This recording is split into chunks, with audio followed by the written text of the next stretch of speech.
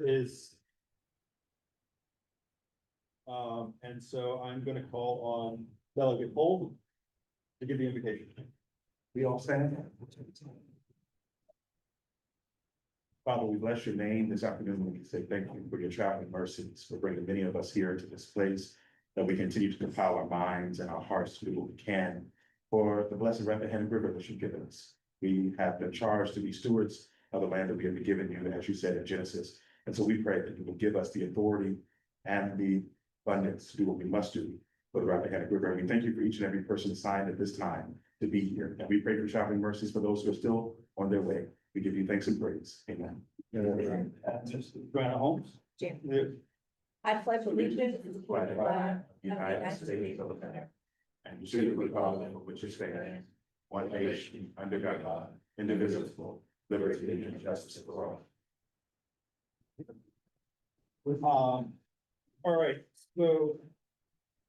Mr. James, we have quorum, correct? Yes, sir. We have.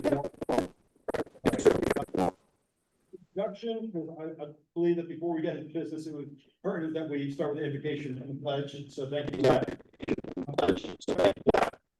Person with some members and members of the public. A few rules real quick. This meeting moving in a orderly fashion. For those, please stay on mute, not speaking, so if just leaving. And do not put us on hold if you step away, because it will interfere with the recording and may play music. So if you just gotta step away, just keep yourself muted and step away. And if you need to unmute, please try to get my attention by saying, Mr. Chairman, to get my attention. And then identify yourself, and then I will recognize you. Once done speaking, please remute your line. If you need help, please feel free to email or text Jillian, Martina, or Eldon, and they will be trying to help and assist with any technical issues that you may be having. We're gonna go around the table, starting to my far left, and I'm gonna ask everybody to introduce themselves, then Eldon will call on remote members to do the same. And then I'll ask members of the audience to identify themselves. Please remember to speak up, speak loud so that those online can hear. And then we will go ahead and get started. So we'll start here to my far left. Joseph Stampana with Carroll County Soil Water Conservation District. Jason Bellows, Lancaster County. John Larson, Dominion Energy. Shannon Holmes, Fredericksburg City. Joshua Cole representing the 65th House District at Stafford, the city of Fredericksburg. Kevin Marshall, Spotsylvania County. Delegate Bill Scott represent the 63rd District in Spotsylvania and City of Fredericksburg. Eldon James, commission staff. Jillian Saul, staff. Dr. Tony Pamela Young, Garrisonville District. I'm Don Harris. I'm the chairman of the board of Middlesex County, and I'll take this opportunity to welcome you to our spot of paradise. Thanks for coming, and the museum will be open, I think, until 4:30. And there is a walking trail back here to the water, so make yourself at home and see what you want to see, and again, thanks for coming. Mike brought us from Fauquier County, and I already took advantage of the walking tour down at the docks. I recommend it to all. I took pictures, so I learned how to raise some of my own oysters. I'm looking forward to yeah. Well worth 3-hour drive. We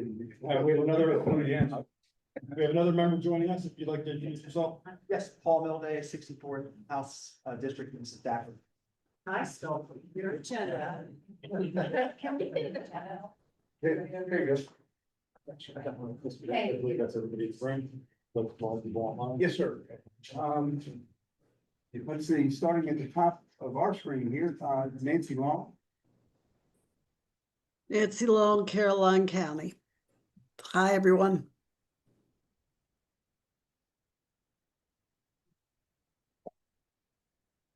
Hang on, Just 1 second, we're having some technical issues here in the room.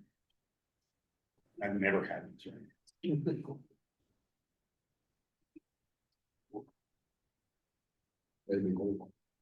Can we try somebody else speaking? Okay, Brian Nichols. Hello, can you hear me? Brian Nickel from Orange County, Supervisor, District 5.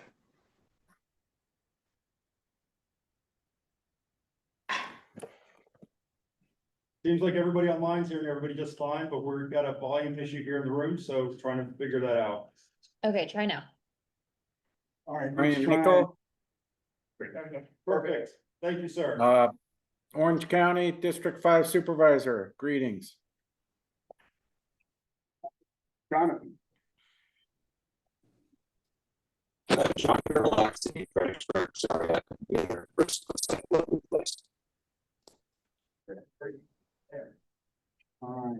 right, let's go continue with members, Cardi Gal.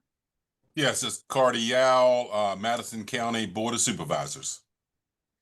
And Debbie, staying in the upper end of the basin. Debbie Donahue, Rappahannock County Chairman of the Board. Hi, everyone. Do we go to guests? Yes, we can go with guests. Okay, Jim Jewett. Yes, Jim Jewett, Madison County Board of Supervisors. Good afternoon, all. Adam. Hello, everyone. Adam Schellhammer. I'm the Mid-Atlantic Region Director for American Rivers. Thanks for having me today. Thanks. Michelle. Hello, Michelle Edwards, Director of Regional Planning with the Rappahannock Rapidan Regional Commission. Sarah. Sarah Parmalee with the Piedmont Environmental Council representing Culpeper. Lisa. Good afternoon, Lisa Hull with the Northern Neck Planning District Commission. Dexter. Dexter Lewis, Delegate Hillary Kent's office. Thank you. Don. Don McCowan, Piedmont Environmental Council, covering Orange and Madison counties. And finally, somebody on, oh, wait a minute, I missed David. Sorry, I skipped over you, David. That's okay. Good afternoon, David Lee, Culpeper County Board of Supervisors. My apologies, David. Wheaton,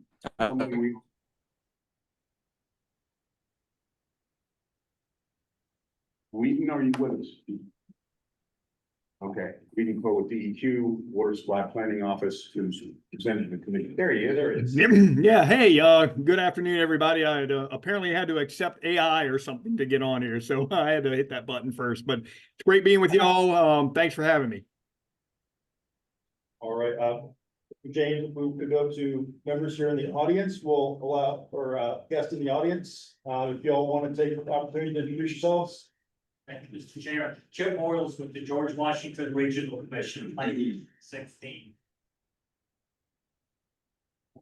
Matt Walker, County Administrator here in Middlesex. Tommy Blackwell, Rappahannock, Essex County, and friend of the Rappahannock. Hi, I'm Lisa Mountcastle. I'm here by proxy for Senator Richard Stewart. I'm Brian Hunsinger. I'm with Friends of the Rappahannock. Is that, have we gotten everybody? Yeah, you did. Oh, wait, That's my daughter. okay. She all came right. with me to the beautiful area. Just want to make sure we don't forget anybody. And she's an artist, so she likes to draw all the time. So You weren't gonna make her embarrass herself and do something? No, I just did, so. Yeah, I it's did, really did good. you, I think you got that covered. We do get to see what she's drawn at the end of the meeting. Oh, absolutely. She's All right. really good. She's an animation artist, so she's really good at creating her own characters. So the next order of business is review and approval of the agenda.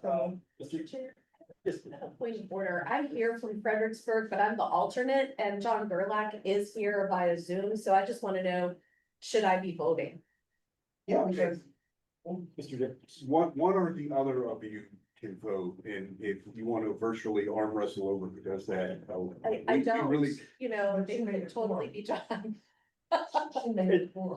So, in the room, if there's a member who's online, that member has the ability to participate as long as quorum is met in the room. And so even if an alternate is used to establish quorum, that is for the purpose of opening up for members to be able to participate online. So I would say that's between the two of you. If he wants to yield to you because you're here in person. So, sir. All right, okay. And since we established the forum, we've had other members arrive, so. Yes. We don't have any kind of forum issue. Yeah, correct. All right, so the next order of business is to review and approve the agenda. Mr. James, can you quickly walk us through that agenda and let us know if there's any changes? I have been made aware of no requested changes. We have the consent agenda, which includes next year's budget and work plan. Then obviously public comment. John Larson is here from Dominion Energy to give us a presentation and agenda item 4. Then Adam Schellhammer with American Rivers is with us virtually to take care of agenda item 5. I'll be handling agenda item 6, and then we move into future meetings and future agenda items. And I do want to take the opportunity at this point, Mr. Chairman. Agenda item 8A, PFAS. There was a discussion at the end of the last meeting that we needed a presentation on PFAS. What we did is work with the technical committee, invited the lead PFAS staff persons for Virginia Department of Health and DEQ. They are presenting to the technical committee next week, and we'll work through what presentation would be best before the commission with the plans of that presentation taking place in September. Excellent. So with that being said, do we have a motion to approve the agenda? So moved. Second. And we have a motion and a second. Any discussion? All in favor? Aye. Opposed? Motion passes unanimously. Next up is to approve the consent agenda that was just went over, items A through E. We have a motion to approve the consent agenda. So moved. Second. Moved and second, properly seconded. Any discussion? All in favor? Aye. Any opposed? All right, moving right on through this. Next up, and that passes unanimously. Next up is the public comment. Do we have any members of the public here that wish to give public comment? Do we have anybody online? See no hands raised. All right, seeing no volunteers for public comment, moving right along to point number 4. This is the data center related power and water demands. Dominion Energy.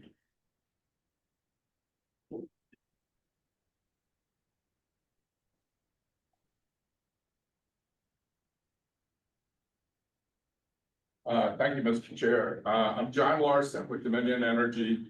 As I said earlier, I'm Director of Public Policy and Economic Development at Dominion Energy.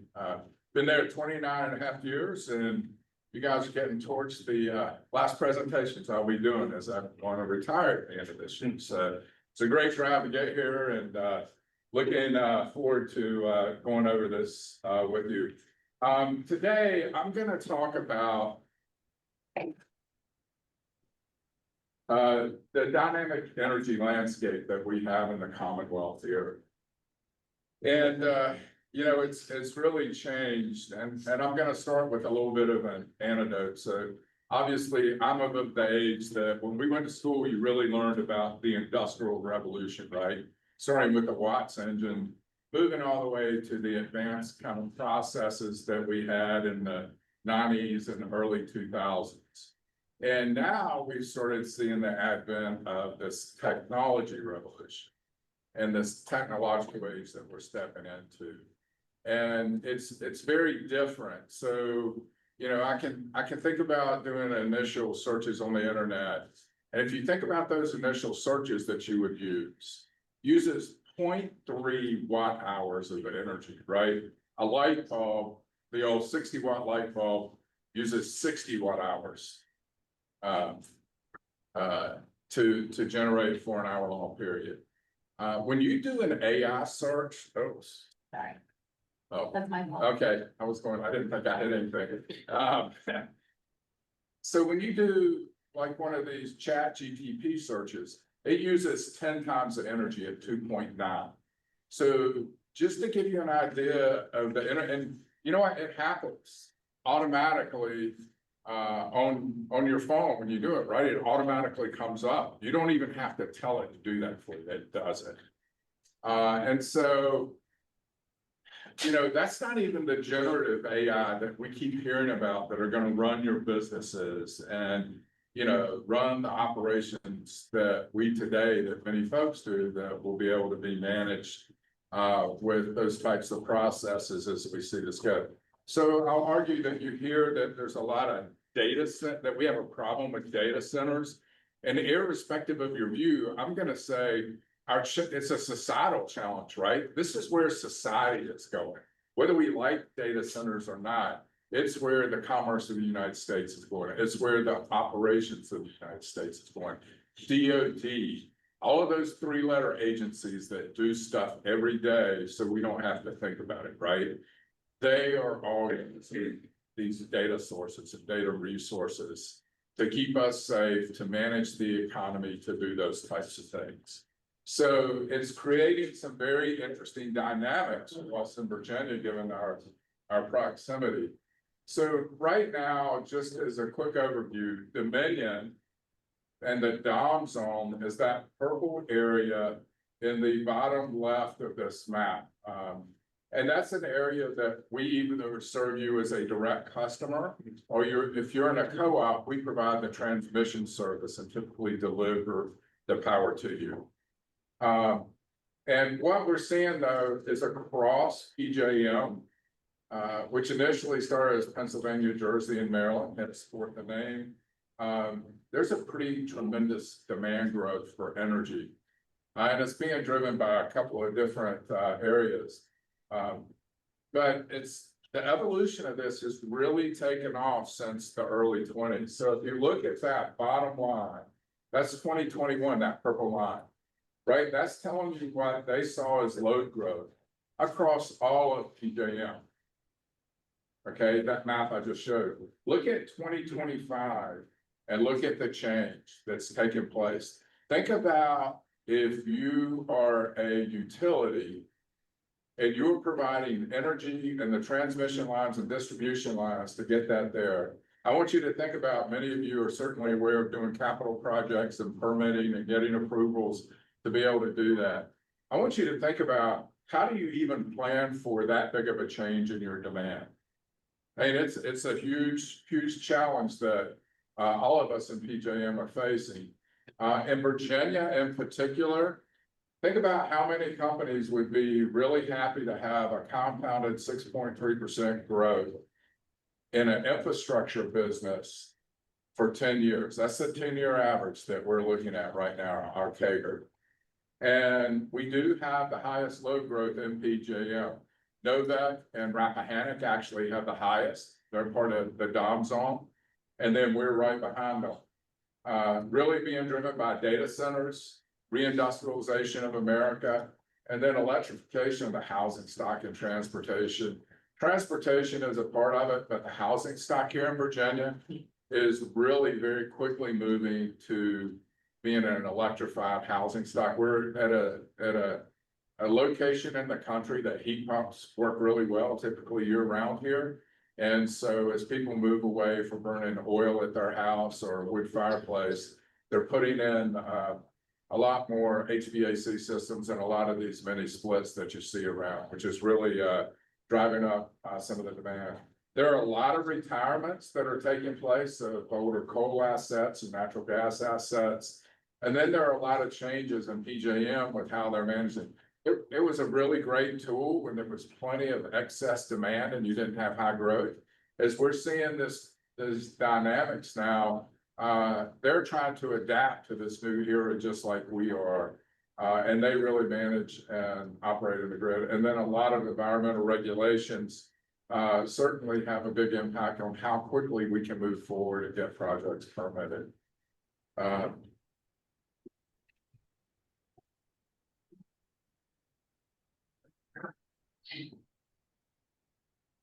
There we go. So a little bit about the data center. So I'm gonna start here on the left, and we're pushing up close to 4,000 megawatts now. I think this was a graph from late at 23, and I have not got the updated numbers here, but we're around 4,000 megawatts. I want you to look in the US.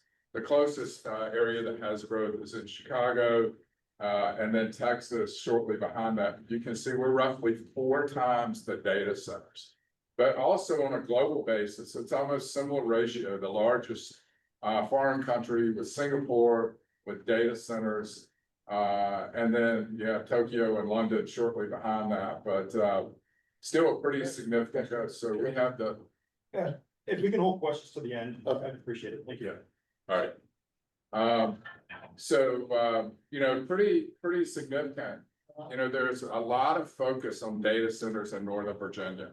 Okay, but I want to tell you, if you take all of those out of the equation, as data centers are beginning to spread across and have more geographical diversity in the Commonwealth, especially with all the fiber that's being laid. If you take all of Northern Virginia out, we still have the largest in the world and the largest in the nation concentration of data centers. So this is a challenge that we're going to be seeing continually to provide power in even more diverse locations as we go forward to data centers. Just to give you an idea of how quickly this is changing. And I guess you might say this is a high-class problem to have when you have this much growth coming at you.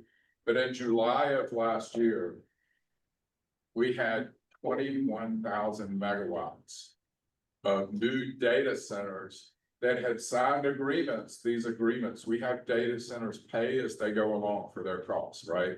So that, I'll just use myself. I pay the same kind of bill that everyone else pays in Virginia, so that you're not carrying the cost of these data centers as they get their infrastructure built. So they're carrying the cost, 21,000 gigawatts. So that's pretty close to our peak load currently. It's taken us 125 years to get to that peak load. And now what we're talking about is an addition of that roughly over the next decade. So we're going to double our load over the next decade. 12 years maybe at the most. Well, by the end of the year, look at that change. Another 19,000 megawatts are an 88% growth that we had just from July to December, where people had signed these contracts to build data centers and to get electrically interconnected in the Commonwealth. So it's a pretty significant challenge. There are a lot of opportunities and a lot of ways to get there. So I'm going to shift and start talking about that a little bit. But before I do it, because I know that all of y'all are very interested in water and water consumption at data centers. And if you really need to get into the details of operations, I would suggest that you get somebody from the data center industry or to speak to you about that specifically. But really, if you think about it. Excuse me, if I may pause you, since we're transitioning over to the water element of this. Yes. I know there was at least one question for the first portion. Okay. And so, Mr. Bellows. If you could just scroll back to that slide that showed the different demands, go back and look right there. Oh, The one forward. one forward, Yeah, okay. so that slide with the blue you're indicating, that's how much current capacity and growth is already, that we've already met. Already connected, we're probably close to 4,000 megawatts. And so basically, we haven't put on that much new generation, so maybe it already had that much excess available essentially for growth. So we did have a fair amount of reserve capacity between us and the broader PJM that was available there to be used. And we've done some other things with the Virginia Clean Economy Act. We've been adding some generation. But other things that have taken place in the Commonwealth are that we have upgraded our existing power stations. So we've added capacity to nuclear units by upgrading and tweaking their performance, and our gas-fired power plants by doing things such as putting on equipment that will pre-cool the air going into it. They're basically mass flow machines, so making more denser air to produce more energy. So we have done things along those lines to help add power as well. We frankly have gotten to the point where we've used all of those tools up right now. And we have a proposal, that is before the commission to build 4 peaker stations just outside of Richmond at the old coal facility. So a natural gas fired facility so that we can meet our customers' demands. The nice thing about those gas fired facilities are they're pretty much all peakers, so they're instantaneous. You start ramping them up and immediately you begin delivering that power to the grid. And within a matter of moments, you're at full capacity on those turbines. That would be 4,000 megawatts. They'll be there for the hottest of hot days, perhaps if they were built next week, right? And the coldest days. I don't have a slide in here, but to that point too, we have set in the past 12 months, 10 new system peaks, 5 in the winter and 7 in the summer. Right, and what we are seeing is that we continually are hitting new peak loads.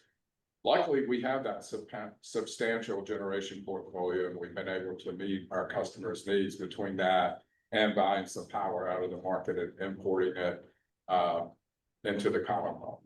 Because it seems that without massive generation over the next period of time, we could be looking at rolling blackouts essentially. Yeah, and we have submitted plans to the commission in our integrated resource plan. I've got a slide on that I'll talk about what we're planning to do. Doug Milday, and then we'll go with Ms. Bender.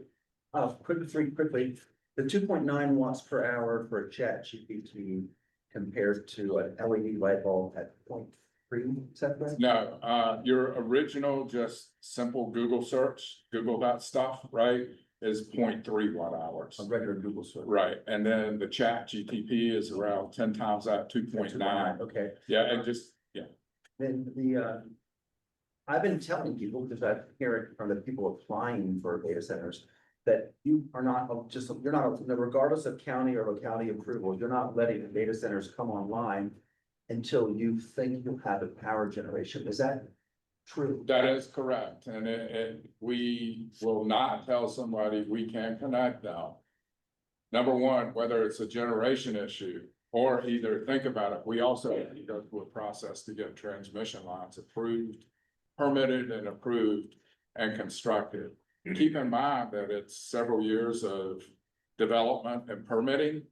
And then also we have several years for long lead items. Some of these large transformers are 18 to 24 months. In addition to being very cautious about where we source that from and cybersecurity issues so that we don't run into any issues that we've seen happen in other parts of the country or the globe. Because of the infrastructure and the generation capacity. Both those things. Right? Yeah, you know, the biggest issue is really getting transmission lines to those customers. I thought I heard you say, well, we're talking about, you agree to the idea that might be rolling blackouts.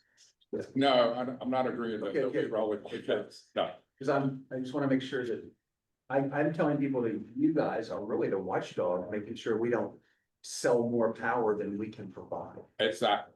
And we are. Our obligation is to provide reliability to our customers. And to the final question, you already said it emphatically, and I just want to make sure we hear it all the time, that the idea that in order to upgrade lines, they're upgrading them all through Stafford, for instance, old easements that haven't been touched, pretty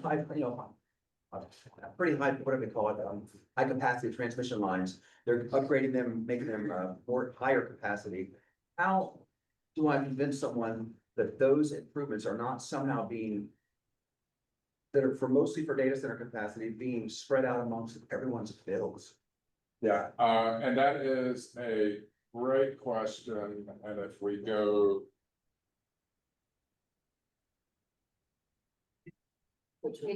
I'm going back one. No, did you finish your questions? I want to jump on that because that's where my question comes in. Oh, I'm sorry, go forward. I did finish my question, but she didn't answer it. Well, I wanted to add on to it because it actually, you can give the whole answer. So go ahead and finish Okay. with the answer, and then if there's more follow that you need, then we'll. That's fair. He could answer one because I have a question specifically about the bill. So, Dominion has actually, several years ago, as we began to get into data centers, right? You started having these data centers say we need significant amount of power. And it became very clear as we went to the commission, and the commission is very steadfast about no cross subsidization and that others aren't paid for energy supply. That one particular customer class may need. So we developed this process that really starts as soon as you want to have engineering done to know what it would take. They sign a contract and they begin paying their way. Okay, so they pay as they come along. Same thing, as soon as they want to start construction, then things get upped as well as letters of credit support for that work, so that they are paying their way as they go along. And then once they enter into service, then they have a service agreement that recovers their costs. Now, just recently, in our most recent biennial, we have put a request in for a new customer class, looking at customers that are high energy users, as well as what we call high load factor. In other words, if they sign up for 100 megawatts, they're using 100 megawatts, say 97% of the year. The threshold is 75% in this, but it captures customers that are high capacity, high load factor. We also added a longer term commitment that if they start for some reason, let's say technology were to change, they are still required to post credit and pay for that through 14 years to make sure that someone else is not cross subsidizing those improvements that are meant for those. If there's a portion of a project that serves all customers, it may not be just for the benefit of a data center, but if there's a portion that serves all customers, then that gets put in the regular transmission proceeding and adjudicated by the commission. So you kind of prorate. We're gonna move on to Mr. Thunder. I'm finished. Actually, I'll let her see if she has the same. Well, here's my concern, and I brought this up before, I brought this up recently. On the Dominion bills, and I signed them all for the service authority, we have 38 bills. That has a cost on every bill for Lake Anna, biosolids somewhere, wind farm somewhere. So the ratepayers are subsidizing some of these upgrades that are being fueled by that. And I have customers who have to have water and sewer bill, and they honestly are paying 5 times. Because there's a water bill for the wastewater plant, there's a water bill for the lift station, there's a water bill, and their own electric bill. So the customers are paying for these upgrades. Because you just said the transmit, if it also benefits households, then they share the cost. So that is a concern of mine. So the facilities and what's going to be required to serve the data centers is being tracked, and they will pay their portion. So to give you an idea on transmission, over about the past 8 years, the portion of a residential bill has gone down 10% for transmission. For data centers, it's gone up 10%.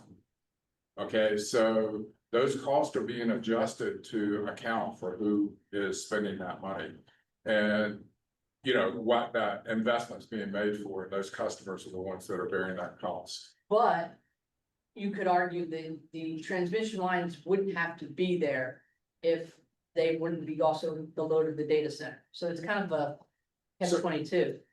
So they're paying for their infrastructure and the portion that supports their operations. And that's adjudicated by the commission as we go through our cases. But a few things to consider is like solar and wind really are not having that big an impact on these data centers. They're not producing enough energy. So those other things that are being used to tie into the grid and provide additional energy, those are mostly going to be for residential or small business, not for something the size of a data center. They're going to need that beefier power supply that's provided through nuclear or gas burning, correct? Yeah. Well, it's kind of hard to separate the electrons. Right. They're not really covered on the grid. But, you know, realistically, with regards to solar and wind and battery storage, you know, that's the statute in Virginia. It's the current statute. And, you know, we are obliged to meet and comply with that statute as far as the generation that's required by 2035 for, you know, solar, battery storage and wind. And Dr. Young? Yeah, thank you, Chairman. So my question was similar in terms of the last time when we had the JLR folks come and talk to us. And my question was about the different levels. You have the data centers and then you have distribution centers. You have large businesses and then you have smaller businesses, mom and pops, and then us, the customers. And we talked about having different levels. And so that's the case, when you increase the prices of these different levels, is there leakage when you look and talk about the highest capacity of data center? If they're using more, do you then go to them and say, hey, you need to pay more now, you have a higher capacity, and you open that up where the customers that stress and things alone? But do you share the cost? So what we, like I talked about that 10% reduction for residential customers and the increase in our called GS4, that was our largest rate until we came up with this new GS5 for the high energy users. That came from us looking over a period of several years and say, hey, we need to measure this different to make sure we get that proper cost allocation to the customers that are using that energy. So that's exactly what drove it. Then as we go for our biennial reviews, every 2 years, that each rate class will be looked at and, you know, are the appropriate costs being allocated to each rate class? And that's how that process will go forward every 2 years, that we're looking at. Chairman, I have a follow-up question. So when you, do you have a department that looks at the environment itself and the heating, that all of this energy is causing, especially, do you measure like, okay, for this data center, we need to have certain amount of trees, not just because individuals saying, oh, the noise, and buffers and all that, but do you look at for this amount of heat that we're going to, you know, create, that we need certain number of trees and, you know, water, that kind of thing? So how do you protect that? yeah, I mean, when you look at it, we have first a sustainability team at Dominion Energy, but also just the environmental permit and the requirements that all come along. We have a substantial environmental team that works with both whether it's generation or transmission and their equipment. So, all right, thank you. Please continue with your presentation. All right. Oh, I'm going the wrong way, sorry. That up, down, so I talked about the water, and I really just got this one slide, and again, I would encourage you to get someone from the Data Center Coalition or whatnot to come talk in detail about their water usage. I can tell you that they've made pretty big headway on the reduction of water just from my reading. They're down to about 1.8 liters of water per kilowatt hour of energy used. I had seen numbers that were above 4. So I know that one of the key things data centers are trying to look at now are new systems that can they even have the cooling directly on the server rack versus trying to have that heat generated into the air. And then you have to take it out of the air with an HVAC system. So they're trying to look at technologies and their equipment design, but it's really between the energy to operate the systems and that cooling that's required. See a lot of potable water used, but also a lot of gray water is used for cooling as you go forward. And then a lot of that is now goes through cooling towers. There's not a whole lot of direct discharge. It's almost impossible to direct discharge something at a higher temperature than what you took it out of the body of water. So you're not seeing a lot of that anymore. I pulled all of this off of this website. It's actually a good website to go and do some research on because in addition to these broader topical matters, they sit down and look at what each company is disclosing on an annual basis for the amount of energy they're using and the amount of water that they're using in their processes. So I found that to be a useful tool. But certainly you could talk to Josh Levy with the Data Center Coalition. I'm sure he could have someone speak to you about water consumption and water usage, since that, you know, could directly impact the basin, you know. So I want to get back to a little bit with this high energy usage, and, you know, Dominion does not anticipating having blackouts or brownouts. In fact, I'll tell you, we set all of our peaks, our units have responded and responded well. We do a tremendous amount of work. I will tell you that during Winter Storm Elliott 2 years ago, right, Christmas Eve, we were able to maintain our system and actually have our generators running, and we exported power to other surrounding states such that they didn't have blackouts in PJM, where there were non-PJM states, Tennessee, North Carolina, that had rotating blackouts. So we do have a substantial generation portfolio here in the Commonwealth of Virginia, and we do a tremendous amount of work to make sure those units are ready and able to serve, as well as that our transmission infrastructure.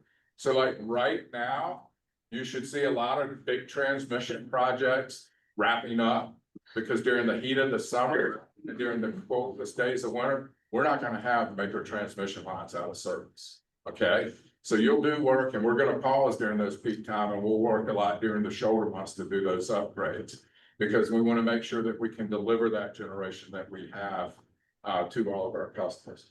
I will tell you that our 2024 integrated resource plan basically calls for more of everything. You know, irrespective of what you think about different generation resources, I can tell you today that we need to get the megawatts online as quickly as we can, and in a manner such that we have a good diverse generation portfolio. So what does that mean? When I came along, you had oil, you had coal, you had gas, and you had hydro, and nuclear units were beginning to come online, right? Those were the generation portfolios. For all intents and purposes, we've seen the majority of coal plants in the Eastern Interconnect have been retired. Very few are left. We have just a few here in Virginia. Older natural gas plants, pretty much, they've been retired because they're so inefficient. And almost all oil plants have been retired. There's a few still here and there, but not very many. So what's replacing them? Solar, wind, storage, nuclear, small modular reactors. I will assure you that as soon as that technology is approved by the NRC, we'll see utilities like Dominion Energy, and you will see utilities like Duke, and you will see other utilities around us installing small modular reactors. Obviously, where does it make sense to start with that? Where we already have nuclear reactors, right? That makes a whole lot of sense for us as we look at it. You're going to see a substantial amount of natural gas. Irrespective of your view of natural gas, I am telling you that if you do not have natural gas, you are not going to be able to follow and meet our customers' need during this bridge time until we get new technologies there to be able to operate. That henceforth, that's why we have the 1,000 megawatts.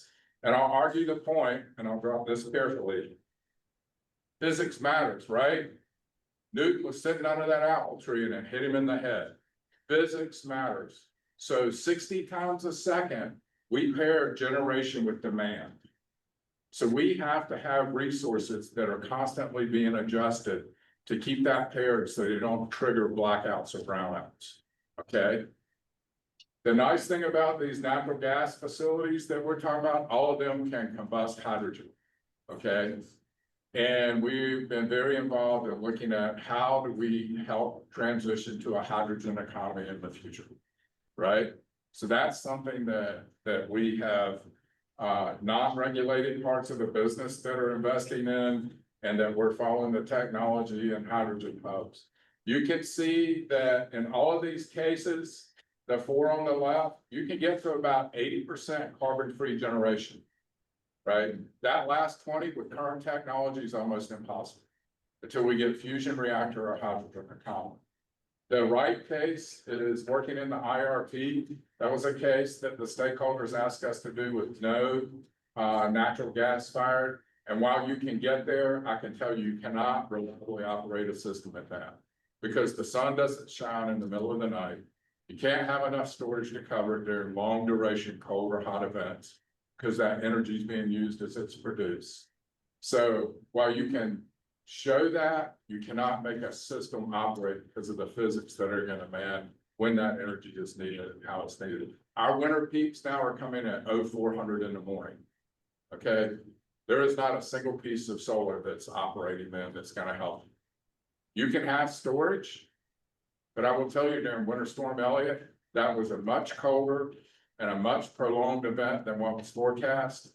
All of the storage was used in the first day to make load. There was such demand for 2.5 days, we could not charge any of our storage, nor could we pump up our Bath County facility. Okay, because so much energy was needed instantly, and you charge those at times when you don't need that energy to be delivered. So very interesting cases as we look at it. And this will be updated this year, every other year, we do a formal filing and then an update on the off year. I'm trying to advance that one.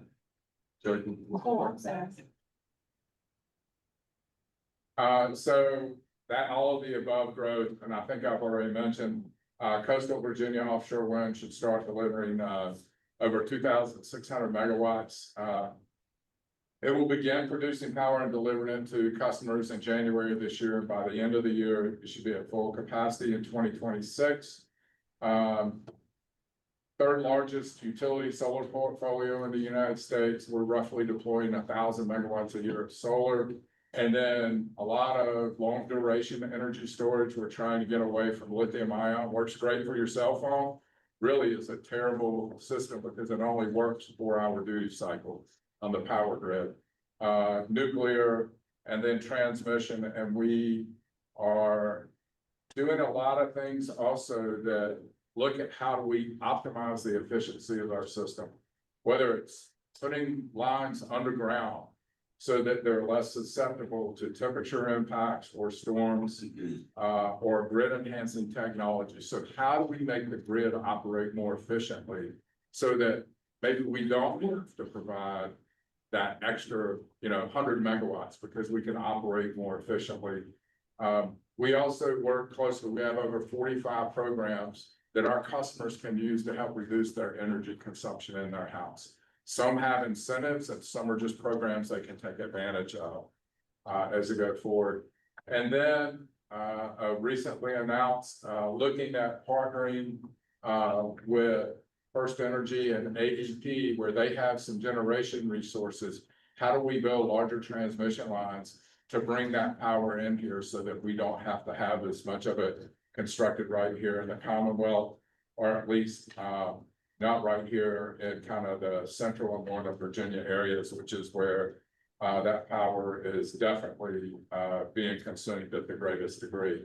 So we're trying to be very creative about how to tap resources so we can cost effectively serve our customers as we go through this. And that's pretty much it for the press report. Thank you. Had a couple of different questions on the last slide of the 765 kV lines that are coming from south and west. Are those, you have a methodology that will ensure that the cost of that infrastructure will go directly to data centers, or is it being spread across everything and then allocated the best you can based on some complicated math? So with regards to those projects were submitted as part of what PJM has an open season. So a lot of those costs are going to be spread all the way across PJM. All right, so not just DOM zone, but other zones in PJM. And then most of that will not be directly attributable to a data center interconnecting. So we'll go through that process and look at what they use, and that cost will get allocated. So like their transmission cost would be higher percentage-wise than a residential customer. Okay, second question is, you mentioned the SMRs, and of course, the information we can get, online and from folks who claim to know things is all over the map. As to what does an SMR look like, how soon will it be available, what is your crystal ball telling you as terms of when you'll get it available and what will it look like? Will it be a tractor trailer, size 20 megawatt, or will it be a 500 megawatt? So I think most of the ones that you will see commercially happen. So you've got kind of The Gen 3, which are updated light water reactors that are gonna be more like what's on a Navy boat. So 80 to maybe a couple hundred megawatts in size. Those should move through fairly quickly, right? It's pretty proven that you can safely operate that size reactor. 30 acres is all you need, right? And everything is small. You're gonna probably bring in a half dozen large modules to build, say, 80 megawatt facility. The Gen 4s are gonna use some more advanced cooling techniques and more protective measures. They still are only gonna take 30 to 40 acres for a whole site, and that includes the exclusion boundary and everything.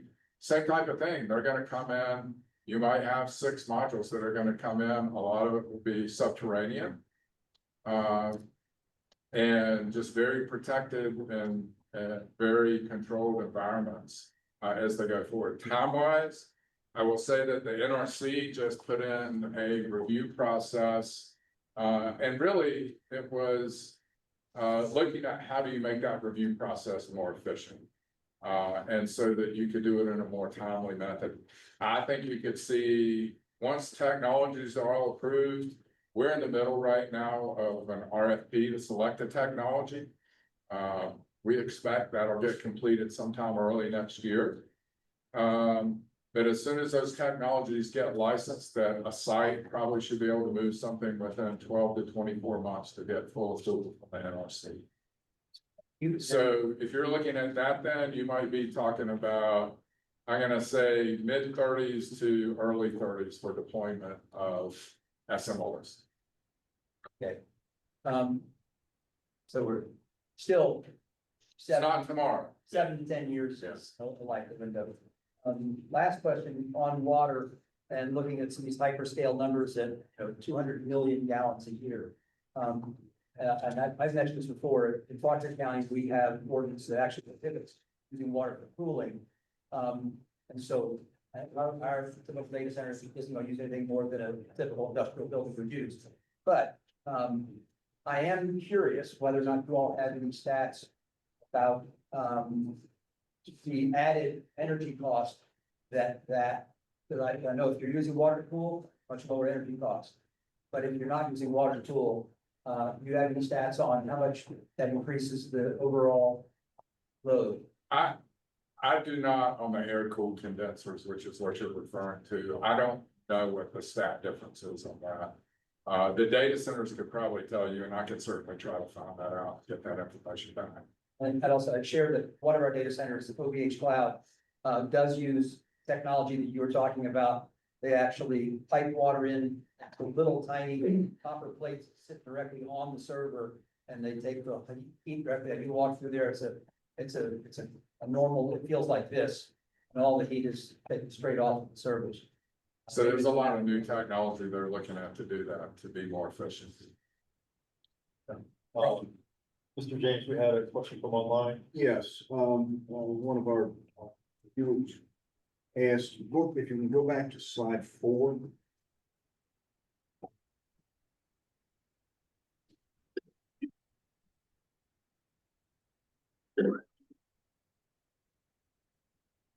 No, you just passed it. There, that's it. On those 3 categories in the top part, data centers, reindustrialization and electrification and housing stock and transportation, can you talk just a little bit more than you did before about what is going on in each of those categories? Yeah, so, with the data centers, and no kidding, that's the vast majority of this growth, right? Probably in the upper 80s to low 90%, just to give you data centers are. The reindustrialization, we're seeing a lot of growth there, in particular in the Hampton Roads area, where we're seeing a lot of reindustrialization take place. A lot of that's tied to the Department of Defense, and I cannot properly say this, is the AUKUS, the submarine deal, right? So there's a lot of components that are being manufactured in the industry going down there with that deal that was made between the 3 countries on a defense pact. This electrification of housing stock that's just kind of this continuous, steady, small growth that we keep seeing in it. And it's driven by that electrification. But the other thing is, I want you to think about how many electronic devices do you have in your house now? How many panels? How many phones? Are your appliances connected to the internet? Everything's on all the time. So while you start getting more efficient appliances, they're using more energy because now they're interconnected. So it's not kind of this, you would think when you look at the history and the whole idea of let's get, Energy Star, more energy efficient appliances, right? Yes, we've reduced the actual consumption, and that's used to do that base operation, but we're seeing a lot of other usage come into play. But again, by far, it's the data centers driving it. And, we are not the only place in the United States in this. Ohio has tremendous growth. Around Atlanta and Georgia, there's tremendous growth. Texas and California, and then there are some other states that appear to be more DoD, and it's really hard to get all the information on that with some of those states. But this is a nationwide thing. It's not just here. We just happen to have a big concentration of data centers here. Thank you. Any other questions? Still won't get back to Mike. Still, one more question? The PGM costs that we, in that deal, when we're paying for electricity being generated outside of our region or out of Dominion's territory, the price is going up because of the demand, correct? Right.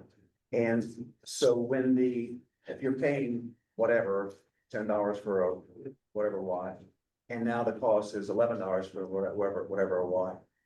How are you separating that extra demand that's almost completely, as you just explained, attributable to data centers? How are you making sure that the other ratepayers, the non-data centers, aren't seeing an increase because of the cost of the imported energy? So actually, the extra energy cell is almost easier to do, right? Because those data centers use more energy, so more of that's going to get directly attributed to them. In our houses, we're a terrible load factor, right? So in my house, like right now, all the thermostats are set up. I'm not using a lot of energy.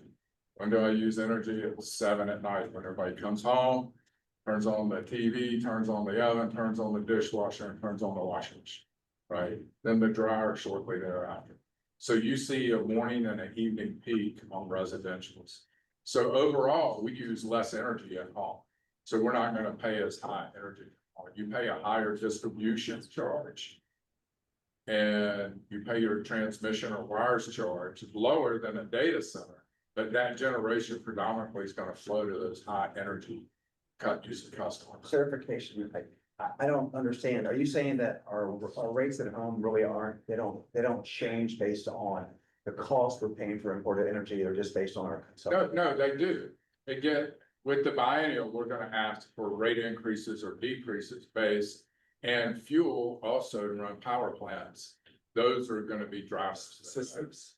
We're gonna move on. And the reason why we're gonna move on is because we're starting to get into rates and things that aren't pertinent to the River Basin Commission. Okay. We're here about protecting the water supply, protecting the river, and dealing with energy rates that'll be for another meeting, another commission, another board. And so are there any other water related questions that we could ask this time?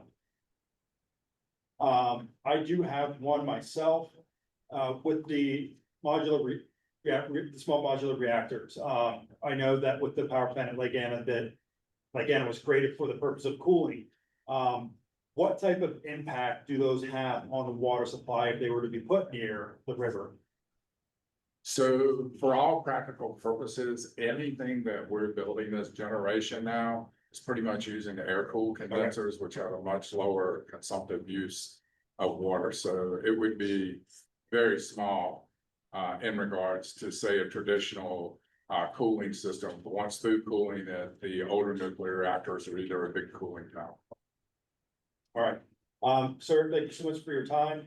And with that, So we've heard from Dominion on this issue, and this will probably be one of the last times that we hear from Dominion, unless something pertinent comes up in relation to the river.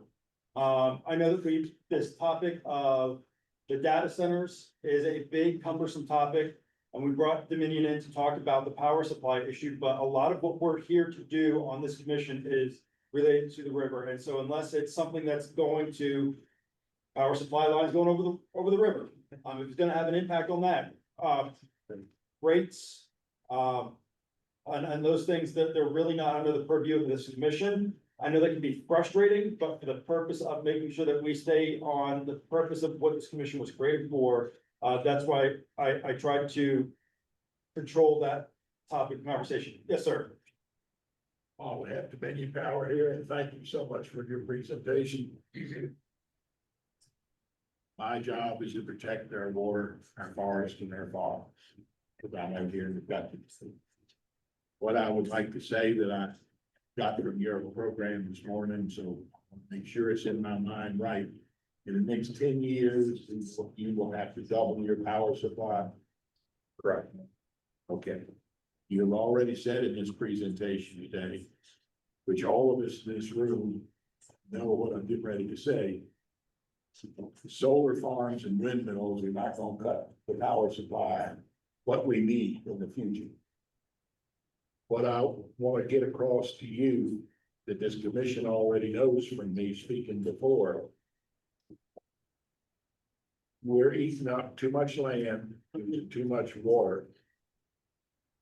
And too many trees to create our oxygen. So it's all can breathe for what we're getting. And I just wanted you to carry that in your mind.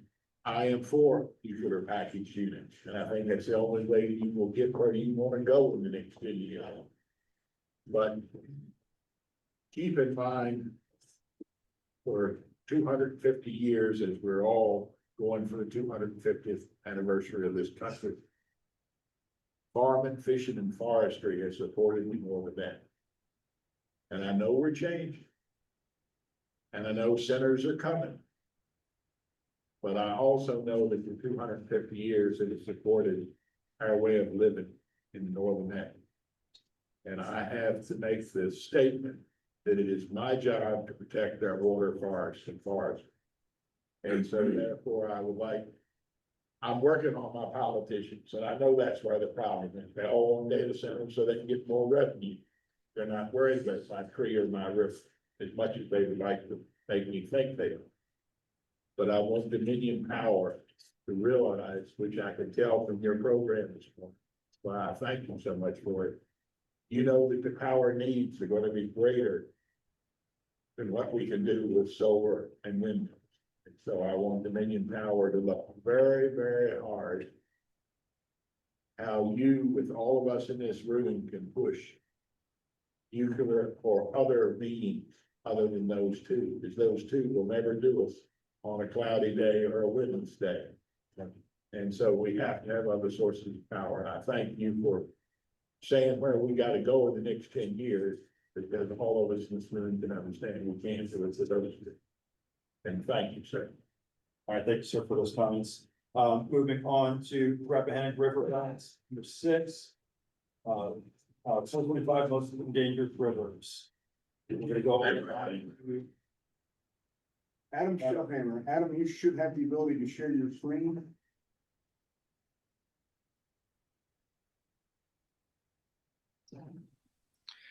Okay, let's see if this works. That's working, yay. All right. All right, let's go. So folks, always like this when it's conversational. So if you have questions, please let me know, at least with the screen set up. This way I can see hands and answer as we go. But thank you all for having me to talk about this. It's something we've been passionate about this year. And as an organization, we've been passionate about this for much longer. But again, my name's Adam Schellhammer. I serve as the Mid-Atlantic Regional Director. So Virginia's in my region. And this year, the Rappahannock landed on our most endangered rivers list. So start off, can everybody still see that? I'm sorry, it disappeared from the. Okay, cool. Thank you. Just want to make sure it's transitioning through. So first, just a little bit about American rivers and what the heck the most endangered river list is. So the most endangered rivers list, one of the best known, longest lived annual reports. It comes out every spring. And since 1984, it's been a way for local river advocates to team up with American rivers and use this as a campaign to influence key decisions. And so really, this is all about rivers and communities at a crossroads. And Hey, Adam, yes. Adam, I think you're using, the previous presentation, and not the one that was updated and given to the Virginia Water Commission yesterday. Do you have the ability to transition to that other one? They're very similar. But they're not exactly the same. Sorry, I thought I had the right link there. Apologies, everybody. One moment.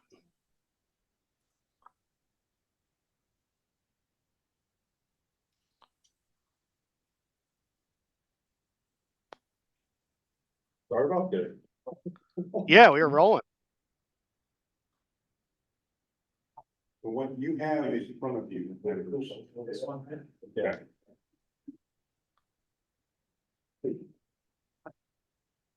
Sorry, team. Hi-oh. So a couple presentations within the last couple days, so I'm back on track. Sorry about that. Let's see how we're doing now. Got it. I did. Yep. Thank you. Yep. Sorry, we did merge. So yeah, we've just crossed our 50-year anniversary, and our whole goal is to protect and restore rivers across the nation and work with communities to do so. So the MER campaign, we're entering our 40 years. And as I mentioned, this is really talking about rivers at a crossroads. And I do want to point out this slide, this presentation is a little wordier than I normally have, but this is so as you go along, if you want to review this or share this with others, it's got more of the details for it, and you don't have to rely on my kind of interpretation, but the information's there. And I just want to highlight that this really is a call to action. It's not a water quality ranking tool. Adam. Yes. Would you say that again? That's an important point. Yeah, absolutely. So this is about a call to action. It is not a water quality ranking tool. So this is about waterways and communities at a crossroads, at an inflection point with a key decision they have to make to safeguard the future resiliency of the communities and the waterways. This year we have 2 nominations within the Mid-Atlantic region, the Passaic River, as well as the Rappahannock. And the Passaic is asking EPA to meet their obligations to clean up a Superfund site. And for the Rappahannock, we'll get into the details, but just so you know, rivers can land on this list multiple times based on the current need. And this year, the Rappahannock was back on the list after a couple years. So the Power of the Most Endangered Rivers campaign, we've seen great success with this because it draws media attention and public awareness. So we do get a lot of national and regional coverage. It increases community engagement around a central concept. It's really powerful for helping policy and to elevated funding. It also helps provide the scientific backing for policy decisions. We do create that sense of urgency for action, and it's one of the best ways to unify and mobilize stakeholders. And it also achieves proven results. If you look at every year we do this, now we don't get wins in every single one of them, but based on the Most Endangered Rivers campaigns, we've had dams removed, pollution sources addressed, and water supply protections implemented. And we've got good examples of that from across the nation over the course of the campaign.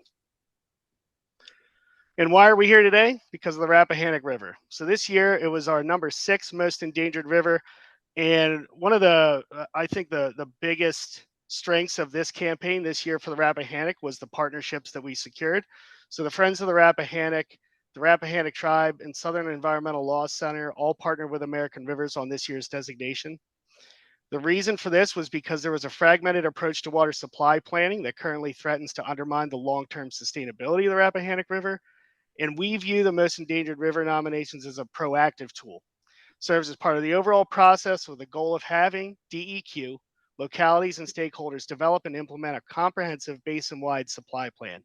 So I know Virginia's made strides in doing this by geographic borders, and so they're starting to regionalize the planning.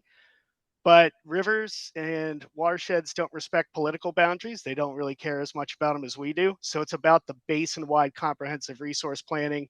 And we'll get into a little bit. It's not just about the quantity available for existing use, but it's also to maintain ecological base flows so that actually the aquatic communities that we rely upon, especially industries like our fisheries industries, that's accounted for as well. And so we'll get into a little bit of that as we go. So why the Rappahannock? We've got some clear primary threats: declining groundwater levels. If you look at the Potomac Aquifer, all along I-95, it's been heavily utilized and it's not recharging at rates that, are meeting our future needs. So more pressure is being put on withdrawal for surface waters. So no surprise, we've also seen explosive regional growth. You also have the expansion of data centers that require a lot more water usage, and that's both potable and reclaimed water. We have increasingly variable surface water flows. I think the last couple of years really highlight that. We've had some very consistent or persistent droughts. The rains become less predictable, and so we're seeing a lot of variability in our water levels.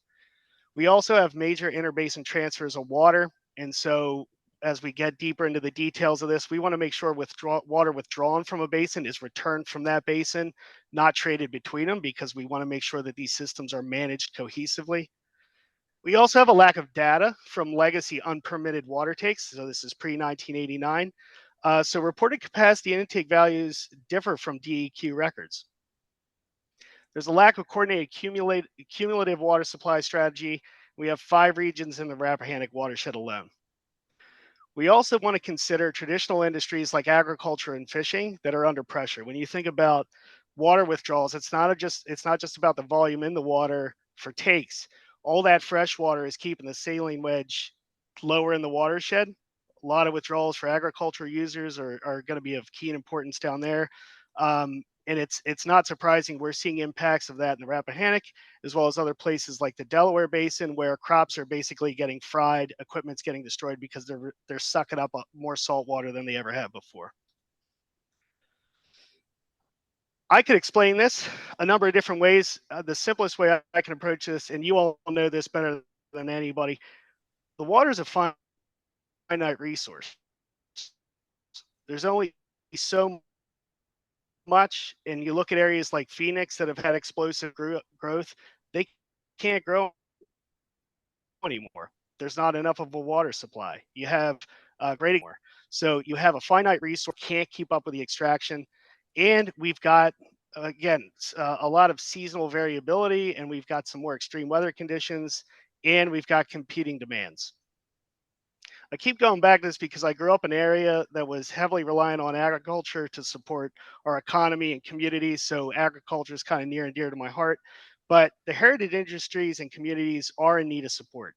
This is a great opportunity for us to partner with folks like from the agricultural industries, from fisheries. We also need to safeguard drinking water supplies and municipal services. And what are the clear risks as we see them? Water shortages during drought conditions, degraded river ecosystem health, economic losses to heritage industries and recreation, and increased conflict between user groups. And it's a real thing. I mean, you even look at international aquifers. The Department of Defense has been preparing for conflict around water resources since the 70s. So this is not a new thing. And when the Army's getting involved in forward planning around an issue, it's got to be pretty serious. And what we're calling action for the most endangered river nomination is really just proactive planning for sustainable growth. And it's about what we can do through this campaign and beyond. We're looking for basin-wide comprehensive cumulative water resource planning, which is definitely a mouthful, but to utilize the regional water supply plans that are created and are due by 2029. Full disclosure to DEQ of data related to reported capacity and intake values that differ from DEQ records, and establish how to define legacy users based on intake capacity, limiting capacity, or the pre-1989 max. Adequate funding for regional water supply plans. We're going to need funding to get this work done. We've had some discussions with our MER nomination partners on how to do that, where to source this funding, and what the figures may look like. And that's something we'd be ready to throw our weight behind as well as a national organization. in simpler terms, we just want to make sure if people are investing in this area and for all existing users and future projected growth, that we know we have enough water to sustain our communities, to sustain the industries, and to actually just have enough of the resource that we're all dependent upon. And that includes our aquatic, the fisheries and everything, the aquatic critters as well. That is the quick down, rough and ready overview of most endangered rivers, but it's really about the conversation that I'm hoping we can have following this. But I'm happy to answer any questions, and for any really nitty gritty details, I just really want to thank Brent Huntsinger from Friends of the Rappahannock, who's also with us today, that can answer some more detailed questions as well. Any questions from the room? Yep, I do have a question. For our general legislature, what do you think is a roadmap that they can use to get the river off the endangered list? Like, what are your thoughts on that? That was one question. Yeah. No, that's a great question. So we've talked about funding needs, and that's not necessarily having to come from the state. We can look at other options for that as well. But if you have the comprehensive basin-wide plan, and you have future climate projections to account for variability, and we're starting to include things like ecological base flow. And if you think about that ecological base flow as like your guardrails, like you don't want to go below that because then the river is no longer essentially functional for any of us. So if you've got these guardrails in place and you're doing the proactive planning, that's a great way to get it off the list. And it's also a way to demonstrate that this model is viable across the state. Not just across the state, we have not had to worry about water scarcity on the East Coast. When you think about it, we've always had, pretty consistent rains. It's been pretty reliable. We've recharged, but with the growth, the extended drought conditions, and I got to say, we just got out of drought conditions up here in southern Pennsylvania after, almost 2 years. But it took a heck of a lot of rain to get there. But these are things we want to start to get ahead of them now. And we want to take the hard-earned lessons from the West and start to apply them to the East Coast, where we just traditionally have not had to worry about this. Well, we do have the flow on. Pardon? I'm sorry, I stepped on that comment. I was just saying, this commission a while back already initiated a project that helped monitor the amount of water flow and quality of water in the upper basin. So that's a tool that can be applied here. Yeah, additional flow meters in the upper, yes. But jumping on that too is, I did want to ask is where data centers are going to come in. The priority for the customers and the citizens of the state of Virginia over corporate entities, especially on intakes in the Rappahannock River. And I just threw that bomb down in the room.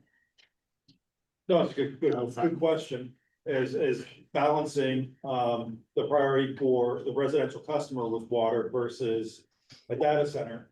Which we just heard Dominion talk about how the big demand is Department of Defense. And a lot of contractors are moving towards automating different systems with AI. I know the government contractor that I work for, we just had a huge organization-wide all hands call, and 50% of that call was, we're incorporating AI with every single thing that we do. And so I would say, I would want to add to that, but how do we balance the need of the residential and recognize where we can divert to that need without sacrificing because of our proximity to DC, Dahlgren, Quantico. I mean, Fort Bellevure's further up, but as Hampton Roads, as these places are needing these data centers without putting a strain on the infrastructure that is important for national security. That's an element of that. Yes, well, where I'm coming in, and a lot of people know, is the intake that is technically in King George is owned by AWS. And so we have to go to surface water, so it's that balance of making sure a locality has access to affordable water being pushed to surface water, so that there can be a good relationship where these are. Yeah. And that's where I'm trying to come from. Yeah, absolutely. Yeah, I just want to bring the whole thing into perspective. So, sir, do you have an answer for that? Yeah, I mean, I think that all goes back to the planning. You have to know what resource you have on hand and what's the carrying capacity of that river. I think Dominion's argument about why they need to expand their grid is the same discussion we're having here. They're not going to allow for additional data centers to be built until they know they can meet that need. You've got the same finite resource, but it's not getting recharged, and you can't recharge it with nuclear, solar, wind, natural gas. You've got what's coming into the system, through atmospheric means, and so that's the hard part about this. It's finite. You can balance. You have to balance the needs, and I understand that we have to balance those needs for growth. But at some point, there's only a limited amount of water, and we have to decide how we manage that resource. And we have to do that within a singular watershed as well. So cherry picking from one to take the other, and I just advocate against it only because we've seen that go awry. So I think managing holistically across the basin, it also opens up opportunities for restoration, like for natural infrastructure. Where can we increase wetlands or floodplain connectivity to where we can get more recharge? So if you have the proactive planning in place, you understand what your resource capacity is, we can start to manage holistically, which is something we traditionally haven't done very well in the East Coast. And this is not and as I think our Dominion friend said, this is not just a Northern Virginia problem or a Northern Neck problem. This is something we're working with across the entire East Coast. As a lot of elected officials here, we're hearing constantly that we have a need for housing stock, right? Like in Virginia, nationwide, all of that. So I'm thinking, like, how do we balance the need for more housing and water supply? And it, in my mind, that is going to require a level of regionalism that I have not seen at play. Where, it's kind of like, well, a developer comes and they're by right. So we say, okay, well, like that's by right. And King George has something and Stafford has something, and we're not all deciding together. This is what the Rappahannock can manage. This is the amount of water. So how are we going to manage all of our development, not just data centers and not just housing, but all of it, so that we protect this finite resource? And I think you hit the nail on the head. I mean, I don't think there's a better way to phrase that. That's actually, that's the crux of what we need to decide and how we need to move forward. Well, Mr. Schellhammer, you got some suggestions? No, I'm just. Yeah, no. Look, and this is one of those where, I'm an Appalachian kid, so water's aside from too much water, like the Johnstown flood that we used to go to every year as a field trip, we've not had to worry too much about water scarcity. We've had to deal with it more, with like impacts from fracking in recent years and how that water quality is affected. But the Western states have been dealing with water use rights and water scarcity for decades, and there's some really good watershed scale models for planning. And it comes down to a freshwater accounting framework. Really, it's like anything else. You have to account for the resources, and then how that's allocated. And so there's some really good models out there for this that I think we could look towards, and we can talk to these people that have had that challenge for decades and have worked through it and continue to work through it under some, I think, even more strained political pressure than we have, because they've got some really unique water management or water rights legislation and policy out west that we don't have. And so I think the ability to regionalize it's a better opportunity here than it even is out there. Thank you. Absolutely. Hey, this is Keith. I'm sorry that Mr. Chairman, if you don't mind recognize me. Sorry, my video doesn't work. Our General Assembly office doesn't have a camera, so. 1 second, just 1 second. We had a couple hands raised in the room first, and then we'll go on. We'll go to Supervisor Marshall, and then we'll go to you, and then we'll hit the other questions in the room. So, Mr. Marshall. Just a question on the primary threats. Number 6, he's got lack of data from legacy from unpermitted water intakes. Seems that there's a difference between the intake values and the reported capacity. That looks like something on a legislative level you all might be able to do something with. What is the difference? Because, excuse me, I have a farmer in Spotsylvania County that has a water withdrawal permit that goes back to the 70s. he actually reduced his water withdrawal by going to the drip irrigation instead of the using the turrets and the piping that he had. So he helped us. So Yep. what information are you lacking? Do you need him to come tell you that he helped you, or? No. I'll turn this one over to Brent as far as that disconnect between pre-1989 and now. So currently, there is, I don't know if Whedon's on here, but he might want to We- comment on we this do. too. There is a informal work group happening that is being hosted by DEQ with all of. So unpermitted intakes is pre-1989, because that's when they came up with the water regulations for permitting. That world.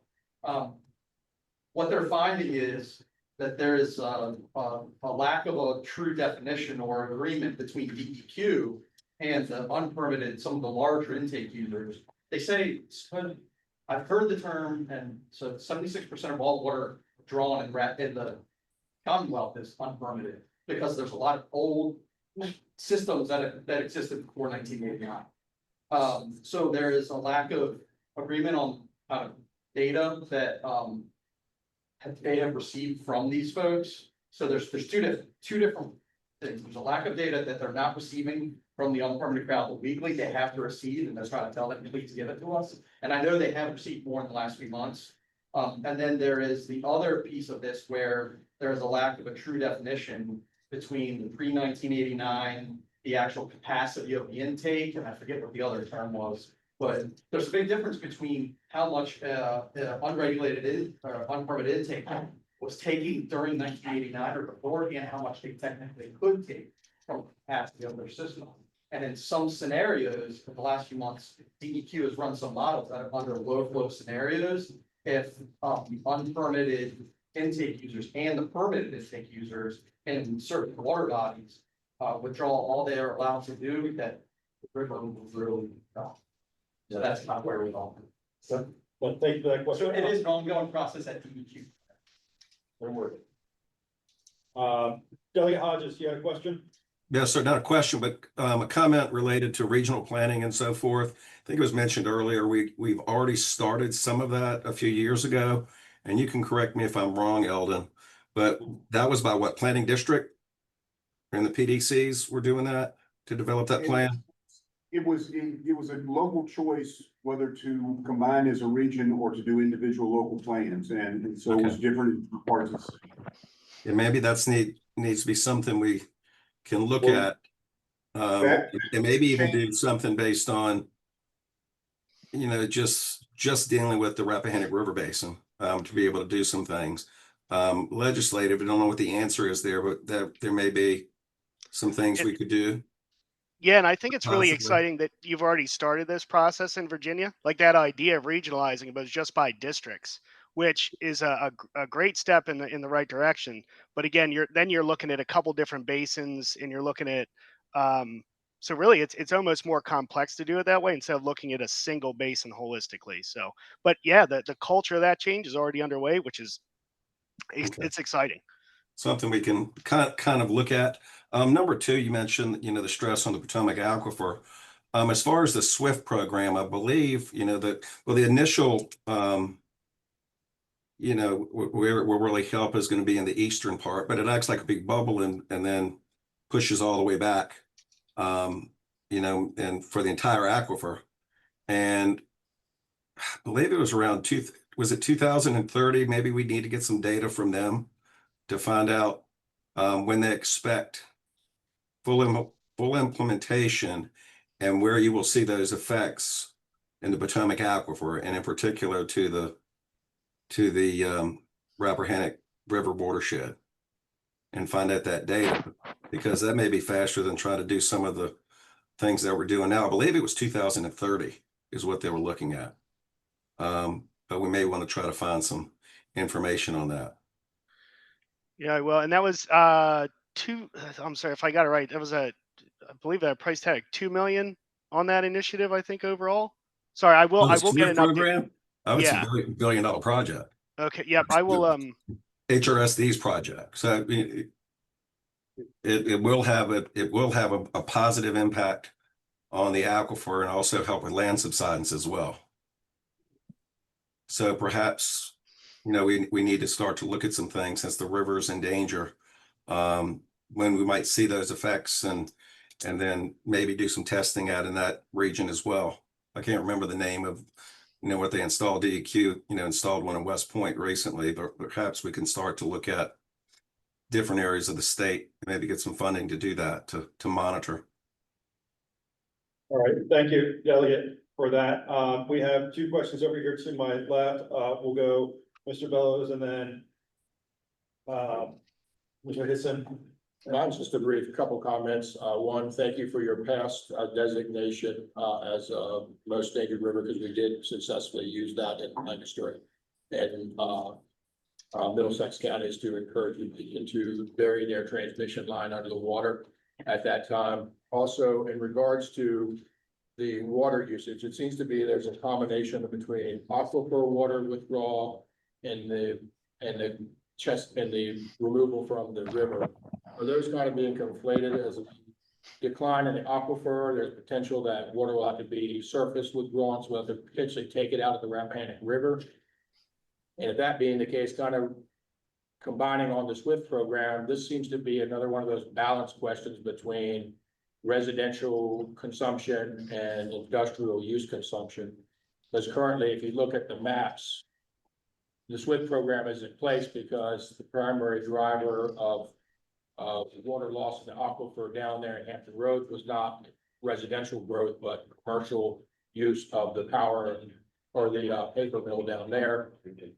The issue for us up here seems to be for area, the same issue with the West Point paper mill being the primary decline. So again, it comes back to that balance of we're being forced to do all this water supply planning and potentially changing the resources from one to the next, where we're not the primary cause of this problem.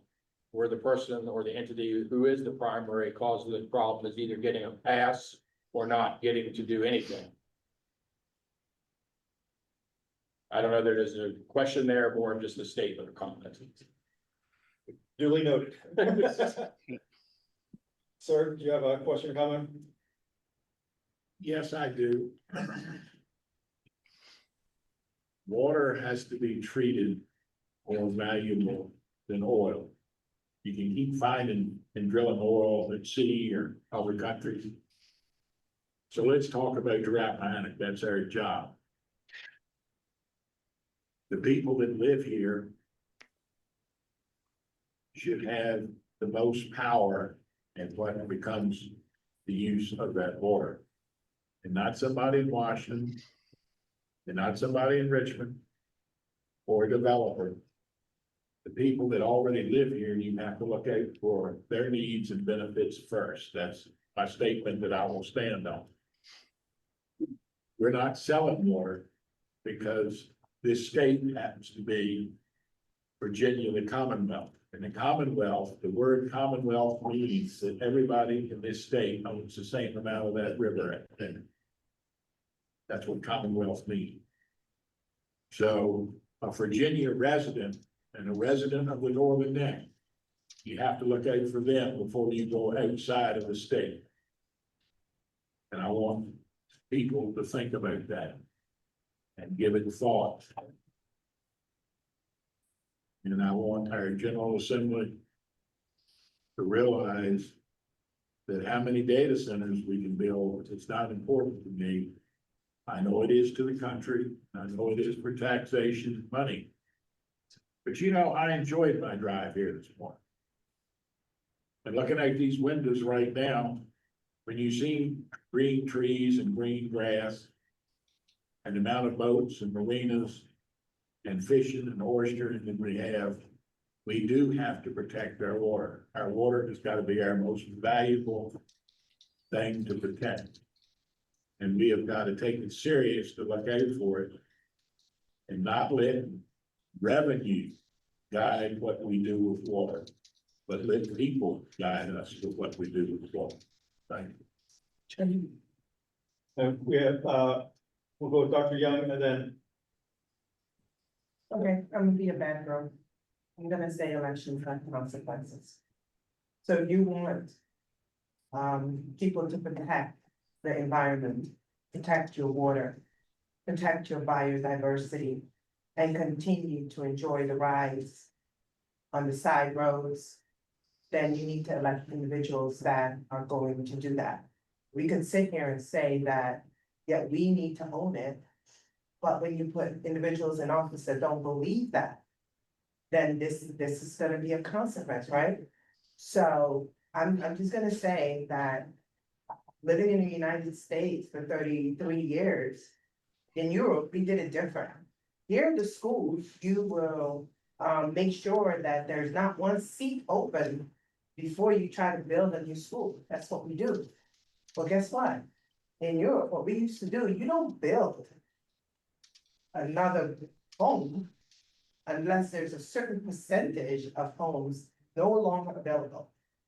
And so, yeah, sometimes you don't want to make a government, but if you want to protect what we have for the future of our children, you have to want people in office that. Thank you. Yes, thank you. Senator Stewart had a couple of questions that he wanted me to ask for the commission. Well, the first one was actually for Adam, and it was verbatim that Ms. Binder asked the question. It was about the red map for the General Assembly. That question's answered. I can report that. I wonder if Ms. Binder talked to Senator Stewart. I did. Okay. Well, did you get this? Anyway. No, he only sent me the first one. Okay, very good. So this is a bit of a statement and a bit of a question. This is the Rappahannock River Basin Commission, which was formed to be protective of the Rappahannock River. This designation shouldn't have happened if we were doing our job. What have we been doing? What do we need to do to be more effective and actually live up to the mission of this commission to help get this river off of that most endangered list? He would like the Rappahannock River Basin Commission to start being more proactive, to really provide some leadership in this debacle. This is a dubious designation, but we have an opportunity to right the ship. And this is what this mission of this commission says we need to do. And Senator Stewart is determined to elevate this commission to set this path right. That's all I'm gonna say. And I'm gonna follow up on that. And while data centers are a hot topic, the issue that we need to consider with data centers is the water supply. We could talk about data rates all day long. We can talk about who's paying their fair share with data or with energy rates. We are here to talk about water. And Dominion will be welcome to come in regards to what they're doing that might impact that water supply. But as far as the power supply for data centers, if it's not impacting the water, I'm chairman, and while I'm chairman, that's not gonna be a conversation we're gonna continue to have. And what Because, hold on a second, so, because we are here, let me get there, we're here to discuss water. So the power rates and what ratepayers are paying, that's not us. That'd be another commission. But what Dominion might be doing that might impact water runoff that gets into the watershed, that's gonna be something that we'll consider. Where solar farms might be going, or solar sites might be going, and how that might impact the farming industry. That, and how that's going to impact the water supply, that's something that we will consider. But our focus, and as long as I'm sitting in this spot, is gonna be the water. And Ms. Holmes brought up something that we need to make sure that we are focusing on. It's not the folks in Richmond that are approving data centers. It's not. It's the local city council, local board of supervisors that are approving these data centers.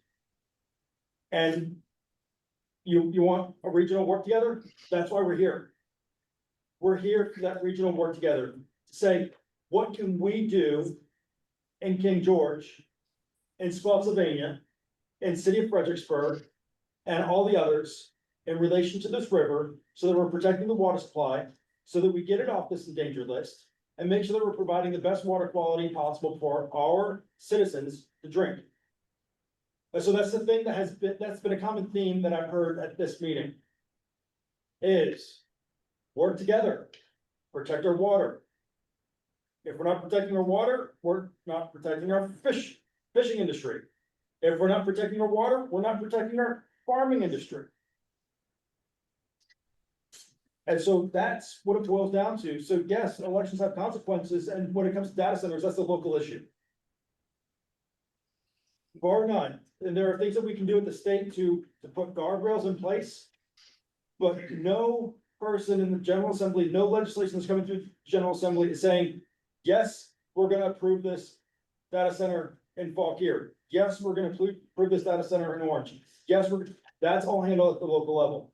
And so we have the local representatives here to work with state representatives, say, what can we do together to get this river off this endangered list? And I think, as Senator Stewart said, that needs to be our focus. And while data centers are important, if we continue to focus on data centers and continue to neglect the quality of water that we have, it's gonna get worse on that list. And we want it off the list. We don't want it to get worse on the list. And so, yes, sir. Just to follow up on that, I think there's a lot of good opportunity here as well as like controversy, because we have an opportunity to form policy and work with these industries to promote some of the things that we want to do as this commission, or some of the things that we're promoting. But with all due respect, with regards to this problem not exactly being part of Richmond or part of Washington DC problem, I disagree, because Washington DC and Richmond have both created tax policy, which is the primary driver of this problem for us. Tax incentives have been given to these corporations, not by local government, but by the General Assembly, the governor, or up in DC, and then imposed on us if we're the ones that now have to make the local decisions, make the tough decisions, and face the public over it, not the folks in Richmond or the folks in DC who took the campaign contributions and then gave the tax breaks to these corporations in order to cause this problem for us. So I have a difference of opinion in the fact that it's a local government problem, because it's been thrust onto us. And then we've had to figure it out. So, very fair and valid point, and I was not saying that that it's completely disconnected. What I was saying is what we need to do here is we need to focus on how do we fix this so that we give the tools and resources to local government, so that when looking at approving a data center here, they have the tools and resources to do that. And if there's something that we can take back to Richmond, we've got 3 in this room, a couple online, we can go back, roll back policy. But the portion of government that has the 2023 Cloud Infrastructure Act. the closest to the citizen that you get with government is the greatest impact that you're gonna have on their daily lives. The farthest away is where things get cloudy, things get muddy. And so, as state legislators here, our goal should be to support local governments to serve the constituents, not to rule from Richmond, but to empower and enable. And so we got 1, 2, then 3. Could we, I know we don't have any authority to enact anything, but could we pass a resolution here that we would support legislation, for instance, that would, maybe it's creating an overlay district for the Rappahannock watershed, that would say no new industrial users could come in to use water for cooling. I mean, we know it works in Fauquier County, and it would, I think, take a pretty big stress off of the river. And that would be under the purview of this commission to do that, to be that voice from the local to Richmond to. I've been part of the commission for 4 years now. And a lot of it is these presentations, we get our talking points, we go back home, we talk to our folks back home, and then it's just this back and forth. And we need to collectively come together and do, okay, no, we're gonna agree to this resolution to send to Richmond, to not just these representatives here, but every single representative from Richmond. That's what we need to be doing, is being that bridge from local to the state. Certainly, we all have delegates and senators in our own areas that we can press to support something like that. Eldon, quick question for you. Does each of the river basins have their own commission? Is this the only one? There was one created in the Rivanna, that, that no longer meets. There was one created in the Roanoke that no longer meets. This is was the first and is the longest still meeting. It's only Mr. Quorum once. With COVID. So I'm gonna try to propose a solution, but when you ask, one of the acts that affects us is the 2023 Cloud Infrastructure Act. That's a big driver of some of this, and the tax incentives that are in place in our own regional. I would reverse my vote in 2019 if I knew the impact it would have had. But where I'm coming from is legislation at the legislative level to help the localities find solutions to work together, because I will tell you, the price tags that we have seen to go to surface water, which we are being mandated to do without the resources, is, Caroline just told me the updated numbers is $200 million for a water treatment plant in the infrastructure. How is King George and the 4,700 customers on the service authority supposed to pay for that?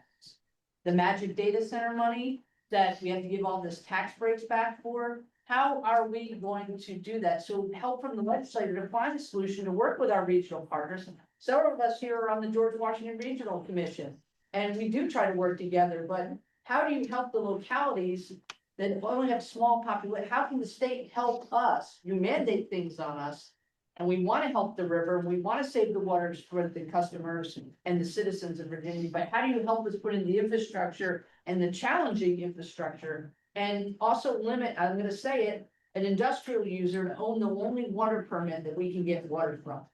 Or gobble up land that we might have for an intake so that we can't find an intake without going through that. How can you ensure the protection of the fifth smallest county in the state of Virginia? And that is a great topic of conversation that we'll make sure that we get on an agenda, because those are the things that we need to be talking about.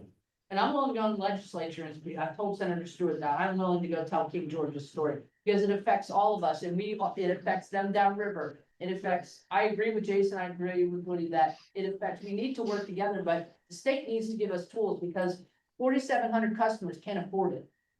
Absolutely. Thank you, Mr. Chair. I was just gonna make the statement, as a few this, I work here on the commission as well. And what I've noticed about the other commissions that I serve on, when we talk about building regional coordination, and I could be wrong, just correct me if I am, but I feel like when we come here, we have this meeting for 2 hours, and then we walk away. Yeah. And then we come back, a couple months later, oh, hey, good to see you again, I ain't seen you in 2 months. Right, and so what I think is good is some of the other commissions, we have work groups that meet outside of the commission and come together and say, hey, let's put this together. Then we bring it to the commission as a whole. If we all agree on it, we vote on that, and then we send the plan, as Mr. Broad has said, from the Rappahannock River Basin Commission. This is the plan we want to do, and we've done that a couple of times before, the Rappahannock River designation that we did in 2021. Those are things that came from the commission as suggested legislation that we were able to do. And so perhaps we may create a work group over Rappahannock River pollution protection, or Rappahannock River can work and do those work groups. And then we come together and vote for that to Central Richmond. Can you do me a favor, Delegate? Can you come back to that when we get to number 8 on the agenda? Because that was something that I was gonna bring up, but I'll let you bring it up. With that being said, Mr. Chairman. yes, Delegate Hodges. Hey there, thank you. We're talking about regional planning and so forth. There are actually 26 regional planning areas that are in regulation. It was created by, House bill and to have regional planning. And when I look at those, there's probably a mismatch for the needs of our localities, and they're split up. So perhaps, some conversations to open up those regulations or make recommendations on those regulations may be worth, the commission looking at, and then to make recommendations and opening those regulations up, if that may be something we want to look at. Yes, Delegate, and that's why I'm trying to move through the agenda, because we have the update on technical committee discussions. of regional water supply. And then we're gonna look at the meetings, and then when we get into the identification of potential future agenda items. This is something that I had planned on bringing up. I know that there's been several commission members that have already talked about needing to have a better focus for the commission, so. With that being said, we're gonna move on to staff, for number 6 of the agenda. Thank you, Mr. Chairman. The technical committee meeting, started dedicating meetings last, fall. Meeting with, the staff of the water supply planning unit, and Wheaton Flow is, on the line with us. And welcome to pipe in if he, feels the need to. The 2 meetings last fall and 2 meetings this past spring, to really kind of go over what's happening with that new process. The new process requires the regional planning units, and they're 25 now, Delegate Hodges. They were 26. There was some blending that a couple of the localities requested through the process that's allowed to do that. And those plans must be done by the fall of 2029. So here we are at 4 to 5 years out. These changes were reflected in the Code of Virginia and action taken in 2020. The technical committee was trying to get their arms around what it's going to take to get from here to the fall of 2029 in the adoption of those regional plans. There are 5 regional planning units in the Rappahannock Basin. The primary issue that was identified, of which we really talked about 3, there is a 4th, I'll mention as an aside, but funding. The current annual budget provides $231,000 in each year to be the first 2 years starting in that planning process. That works out to a little under $9,000 per regional planning unit. There was unanimous agreement that it's just inadequate to complete the process between now and 2029. Rough estimate statewide is that it's about $7 to $8 million over those years for all those 25 regional planning units to complete that process. So that's number 1. Continued funding support and a little more robust than what we've seen. There was also some concern that there was not sufficient requirements currently in place that future updated plans, the plans that will be submitted in 29, are adequately considered when water permits are written. There are 2 separate offices within DEQ. They are in proximity to each other, and the 2 offices clearly communicate with each other in the permit writing process. But the technical committee was concerned that once we get to the point of having adopted those new plans, we need to be sure that we know that those plans are being considered when water permits are being written. That was number 2. Number 3, in a somewhat related matter, and you heard it mentioned in previous presentation, there is concern that all water permit intakes, permitted and legacy, legacy, which is a fancy term for relatively unpermitted because it was prior to the permit period, and so they were grandfathered. Those were all my non-official terms. That if all those water intakes are withdrawing what they have authority to withdraw in low flow times, there may not be enough water in some of our tributaries in the column. So what technical committee was feeling is we may be already near that point in some places. So that whole issue of how the Commonwealth manages legacy withdrawals, because that's a state policy, that is not a local. And it's a thorny issue, and that cane's been kicked down the road many times over the last 30 years by multiple administrations and multiple assemblies. Okay, so I'm not pointing fingers at any one person here. Is the General Assembly helping fund or the state Commonwealth helping to fund this WIP program or Hampton Roads during that 1%? State, yeah, the state is a part. Yes. So it's going to require more things like that, I think, for big industrial users, perhaps. Yes is the short answer. Swift It looks like to was, me that there was sort of a pilot program and it seems to be this being successful from our.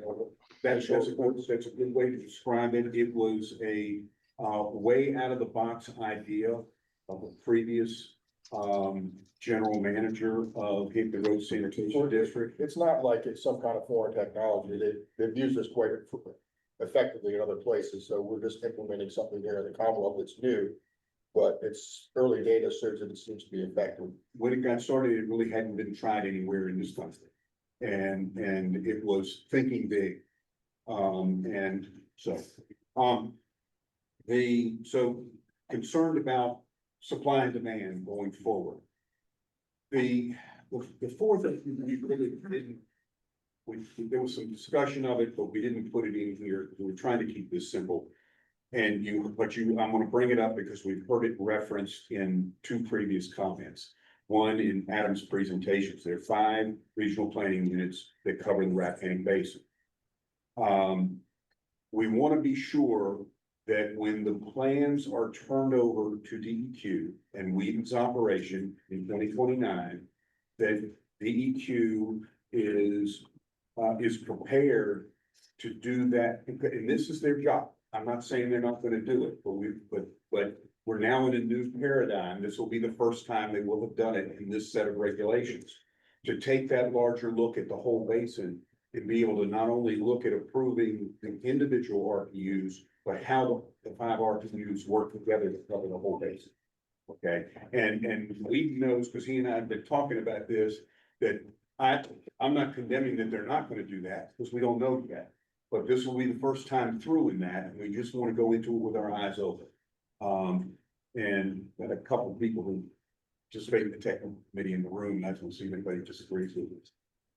Okay, very good. And this may look short, but this is 4 meetings worth of discussion by that technical committee.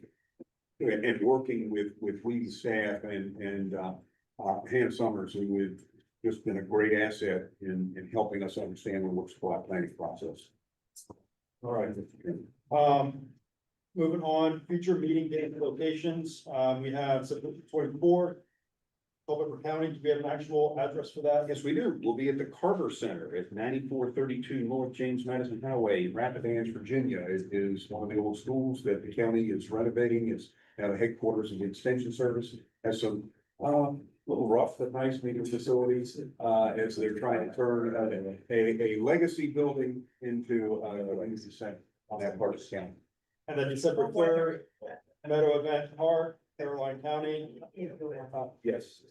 Location. Yep. And then we have March 25th, 2026, Spotsylvania, June 17th of 2026, and September 30th, 2026, Richmond and Madison counties. And then now we'll move on to the identification of potential future agenda items. Dr. Young, at last meeting, I've had a conversation with other folks. Cole brings us up now, Holmes and others.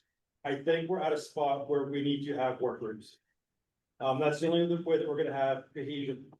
So what I would like is ideas of specific topics or specific types of specific areas of focus for a work group to focus on. We're not gonna be trying to create like 50 different work groups that we're all gonna be assigned to. Talking like maybe 2, 3. And then also over the next couple months, looking for ways to kind of direct those and get those more established at the next meeting. I know it's a little bit of a slow process. But we can get this set up at the next meeting and even having a meeting and December 3rd with the work groups providing the update on the work they've done. There's still an opportunity for legislation to be submitted and drafted before next year. It's gonna be a tight deadline, but I think that I can encourage all representatives here to hold a slot or 2 open in case there's something that might need to be carried. And so with that, open it up. Delegate Milde, you had your hand raised. I've been starting to check Delegate Poll. I don't want to jump in front of you. Sarah James. This ties right into what you were a couple of items ago. The idea of the tax incentives. I've tried to make it my business to understand data centers. We're having an investment in them. But And the thing you referenced, the Infrastructure Act, it looks like a study bill to me. I must be reading something different off Google.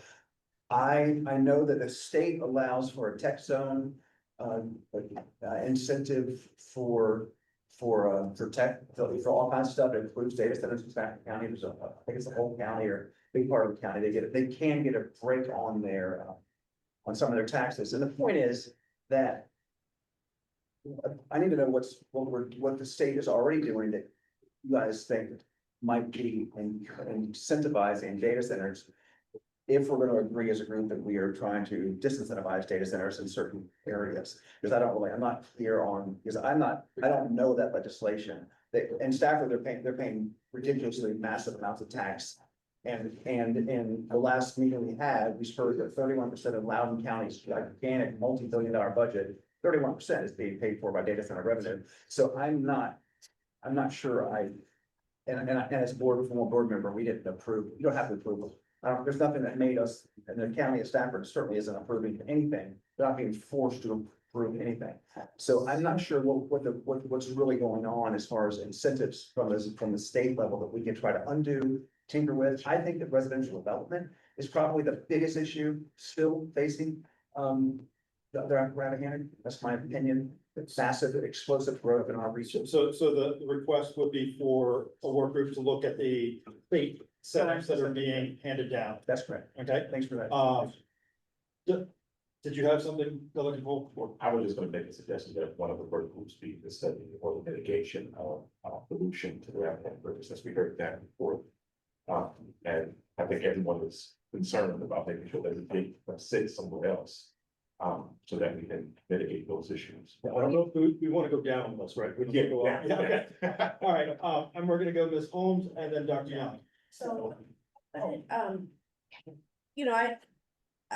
Delegate Mildy, I don't know if data centers are the biggest problem or, like on that list, exponential regional growth was also on that list. And so I feel like it would be really helpful to, and I don't know if this is a work group for here or if it's at the state level, for somebody to do a study about what the river can take. Like what kind of growth are we looking at? And then do we have the water supply to sustain it? And if not, then we have to work regionally to figure out what are we gonna do so that we can continue to sustain. You talked about agriculture and fishing and humans. Farming, Right? Like, so- fishing, it was farming, farming, fishing and forestry, yes. Okay, I'm gonna add 50 years. H, humans, to that list, because I feel like, we have to figure out where are the parameters, and I don't know, maybe that's a state studies. And it might be, and Dr. Young. So I believe Rappahannock is still here, that they've been studying all those, and I speak on your behalf in terms of the things that we've already studied that affect those Rappahannock, correct? So what I'm not disputing anything pollution and all of the things that you're all coming up with, but they may have the answer to those. What I don't have an answer for is when you say, the data centers, we have $24 million that we cannot pay for because our veterans, we love our veterans, but when we have unfunded families that go up every year, we're at 24 million. And we're saying, how do we pay for that? When we can't get close to 100% because we're only 25%. So we need money. So we look and see, okay, wow, Loudoun, Prince William, they're getting tons of money. Let's look into data centers, especially if our governor decided to, I don't know what he's given them. I don't know what these non-disclosure agreements are that they are looking at and saying, yes, we have a carte blanche to go into Northern Virginia and do data centers. And so they're coming down and they're coming to Stafford. All we're trying to do is figure out where they could go and what our code needs to be. And when we're realizing that there's so many problems up north, we're trying to hold it a little bit. It's like holding onto a wall and saying, just wait a minute. We want to get it right. We want to take care of our humans. But if people are moving down from Fairfax because they can't afford Fairfax, or they can't afford Arlington, and they're moving to Stafford, to King George, to Caroline, to, Fredericksburg, we have to solve that problem. And so we have to solve the human problem. We have to solve the pollution to the water.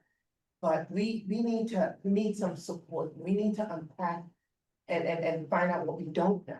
So the group that I'm thinking of is the industrial, commercial, water slash funding, what do you want to call it? Well, if I can just jump in, piggyback on that, is, the driving force, the data centers, they are of interest to a lot of communities because of the high tax rate. And it depending on whether it's the ones that can get the tax incentives in the 2023, and the only one at this time is Amazon. But there are other data centers that don't get the full tax incentives that Amazon does, that do provide a lot of revenue.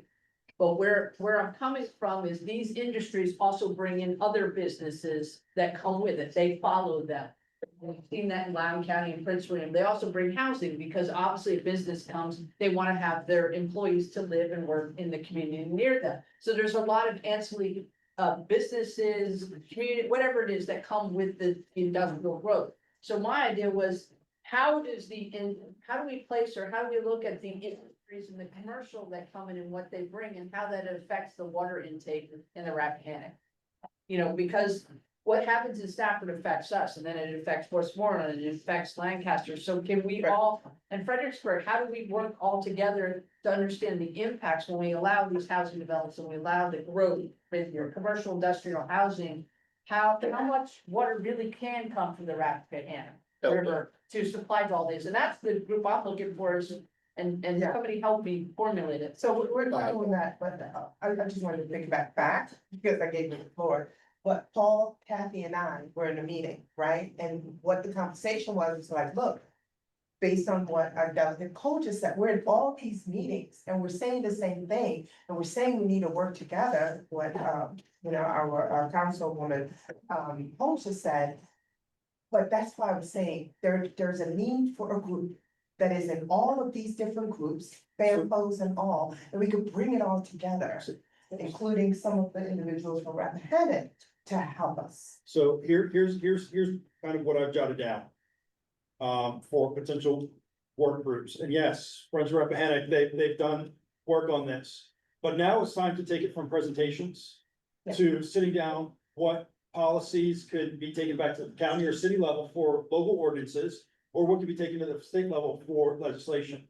And so I've got pollution, growth and capacity, and then surface water intake permits / incentives.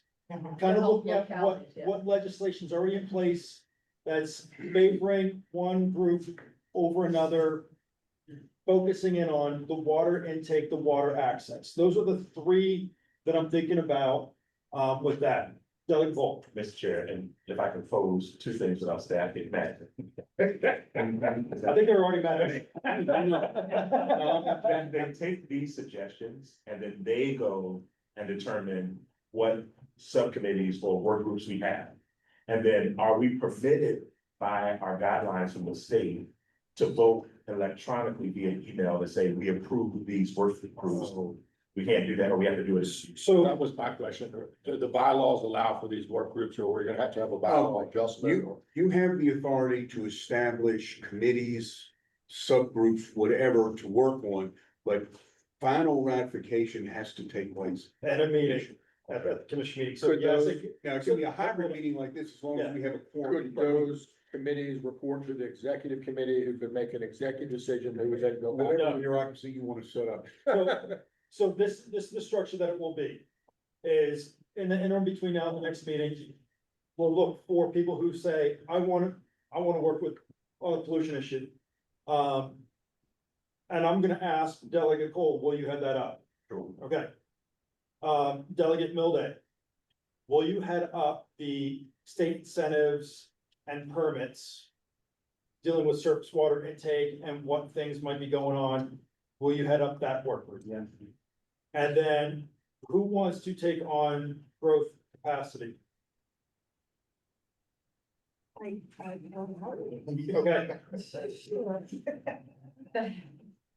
On my own worst enemy. you're not gonna be alone. And so in the interim, we're gonna be setting these work groups up. And I am going to be working with staff to identify other stakeholders to bring in.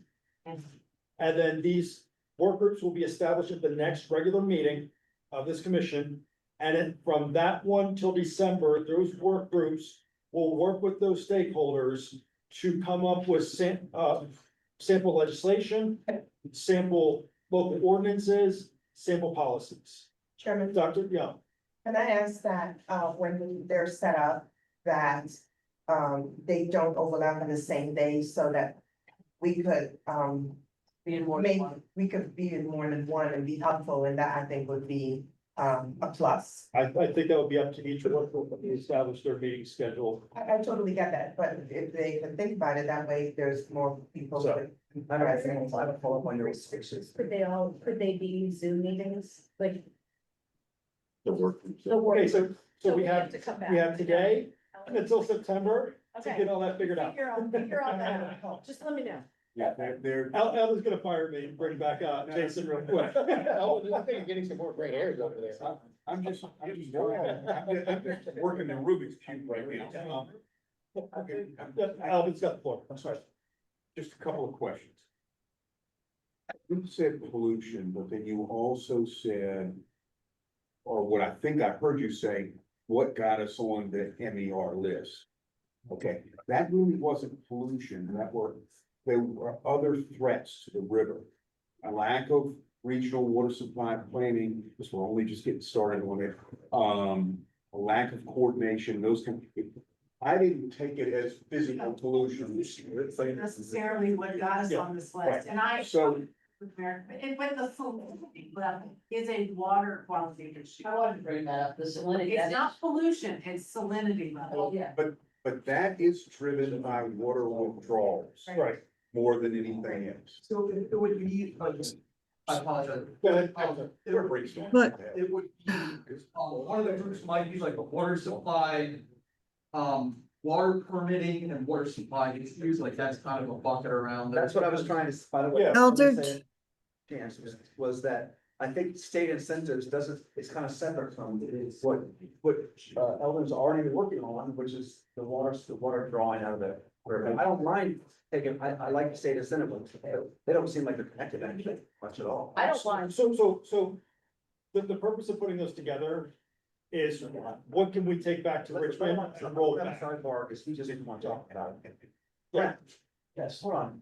Listen to this, because I want to hear it. You were just making a point. So go. So my thought with that is what state incentives and what state restrictions are giving AWS right away to the water? Is there something that can be fixed at the state level? Or was it something that was handled at a local level that can be fixed at a local level? So that's what I want to find out. You think some of that might actually extend to permits to get water? No. So The taxes. I didn't think so. And I wasn't, Sales tax incentive. Right, yeah, I got that. I understand the So- incentive part. so there's gonna be that state, Site ready, all the stuff that could possibly. state regulation, state incentives. Yep. And anything that is kind of at that state level. Okay. Then we're a growth capacity. And then a pollution, and yes, there may not be what put us on that list. But just because we're not on that list today because of pollution doesn't mean we're not gonna be on that list tomorrow because of pollution. Right, so that's why I have that one there. But you're okay in changing my, so you're changing, I don't have to do the water withdrawal part of it. The permits. So we have between now and next meeting to hash out these, I'm kind of creating these three. Okay, but for me, so you think state incentives of any kind should be grouped together with the permitting, water permits? Is that what you're saying? It's either and or, Oh, either state incentives or permitting, it'll be figured out between now and next meeting. So. Hold on. Dr. Yan. First. Okay, I just wanted to, comment that. Rappahannock, I can go over there. He's getting far away from the conversation. No. Come out. I asked for a question, but there's so many bills that they may have put in before. And I think that if they could send us a copy of that, so we could see What is legislation? That's. That's the legislation. That's part of the work group. That's part of the work group. So they'll work with the work And group. that's how that group. Yes, so that's the purpose of the work group. Yeah. So they're not coming here and saying, okay, here's this, here's this, here's this. Right. The work group sifts through all that, then reports back to the commission. Right. In December, this is what we need to do. Yeah, So, Ms. Franklin. yeah, I understand, they failed, but. I Hold on. don't single out AWS, they're just the only one that qualifies for that. So, I get it, I get it. But what I would like, and I don't mind heading this group, is that surface water, because King George is right now moving to surface water, so we're gathering all that data, so we can be a great source of the data for the permitting information and what you have to do to go to surface water, so that's why I definitely want to be, Okay. because it is very complicated and very precise. Maybe should surface water is a separate one? What would be the, it's the permit. it should be separate, I think that's what I heard every year. I don't think it's. Right. State of. Surface water permit. Okay, so we got surface water permitting, state incentives, pollution. and Pollution. I hear a lot of conversations, and I think what you're trying to say is, go home. You'll figure this out between now and then. Please stop the side conversation so we can continue with the business. Okay, Thank you. Just so. let me know where I'm meeting. No, hold on, Delegate Cole has the floor. And I think what you're saying is, we've thrown these ideas out there. We'll figure out between now and September what we're all pinpointing to do. But we don't need to have the side conversation today. We can figure it out between now and when we come back. Correct. That's exactly what I've been trying to say. So, recap. We're gonna stand up a work group on state incentives, headed by Delegate Milhead. Pollution, coal. Unless you don't want to do that. We'll figure it out. Most endangered river designation. Okay. Endangered, Not, okay, it needs to be broader than the word. I like that. okay, MER, Our water quality has. work group, right, okay, It's quality and quantity. It's part of. MER. So Holmes has got growth capacity and Binder's got intake permits, surface water permitting. Right. Okay. There will be emails between now and next meeting. Pay attention. They will come. As Delegate Cole said, we are in a habit of showing up once a quarter, getting our lunch, listening to a few presentations, asking a few questions, and going home. If we're gonna be a commission, we're gonna work as a commission, and we're gonna do the work of the people, and it requires work in the interim. And that's how this, and if there's pushback and anybody wants to send me an email, one up saying, Then get off, you're doing it wrong. We'll have those one-off conversations, get off. but I think this is the way that we need to go. Is there any questions, comments from online? I think Nancy Long wanted to make a comment, and we were so busy talking, she didn't get to. Yeah. Boy, now I know why I come in person most of the time. Quick question. If someone, I guess Brent's already left, but years ago we were working on an issue with the river and we were having trouble meeting our goals because a lot of the problem was coming from out of state, from our neighbors to the north. I'm wondering if someone at Friends of the Rappahannock or somewhere could check and see how much increase in water use is coming from outside our area, because that was a problem. They weren't cleaning up their water, we were, and water rolls downhill, so our water was getting dirty. So I think we also have to look outside our region just to see that. Secondly, a comment was made about how do you control growth, how do you control this? Well, you do it through your ordinance and through your permits and through your zoning. And if you are looking at data centers, I strongly suggest you get an ordinance with all your conditions and regions where you want them and have it ready, because if you don't want them to build someplace, you don't have to let them do it. So I think we just have to think about what is best for everyone and for your particular community. If you need to give an incentive for people putting land in conservation to keep things from happening on the river, you can do it. You can offer it to them. There's lots of things to do, but I don't think we should lose sight of the fact that the salinity is not coming from our groups. It's coming from Norfolk and from all the industry and all the building down there and all the growth down there. We need to get some type of communication going south of us. And that's all I have to say. Thank you guys for all your good work. All right, thank you. Mr. Chairman. One last comment. Hey, this is Keith, Mr. Chairman. Go ahead, Delegate. Thank you. You know, sitting here talking and listening about work groups and so forth, which is great. The commission is moving forward and working together to identify, you know, some of these things and try to work on solutions. It's going to be a challenge between now and, of course, January to have legislation or recommendations. And when I really start to look at it, one of the things we can do in the General Assembly is create a work group. Because one thing you'll have to have, you'll need the state agencies, possibly feds. It's very complicated. You'll need to get localities. You'll need to get members of, say, the commission and bring them together, cite the report, and stick to what's in that report, which makes the Rappahannock one of the most endangered rivers. And when you do that, I think, you know, with the folks that are on the commission, and we have a House and Senate version of that, and then bipartisan support and from the commission, it's a good possibility to get something like that through, and then to really develop some solutions with everyone and all the stakeholders working together. All right, with that being said, I know that we are now almost at the 2.5 hour mark. We've had a lot of great conversation. And with that being said, I will entertain a motion to adjourn. So second. And second and third. Unanimous consent, we're adjourned.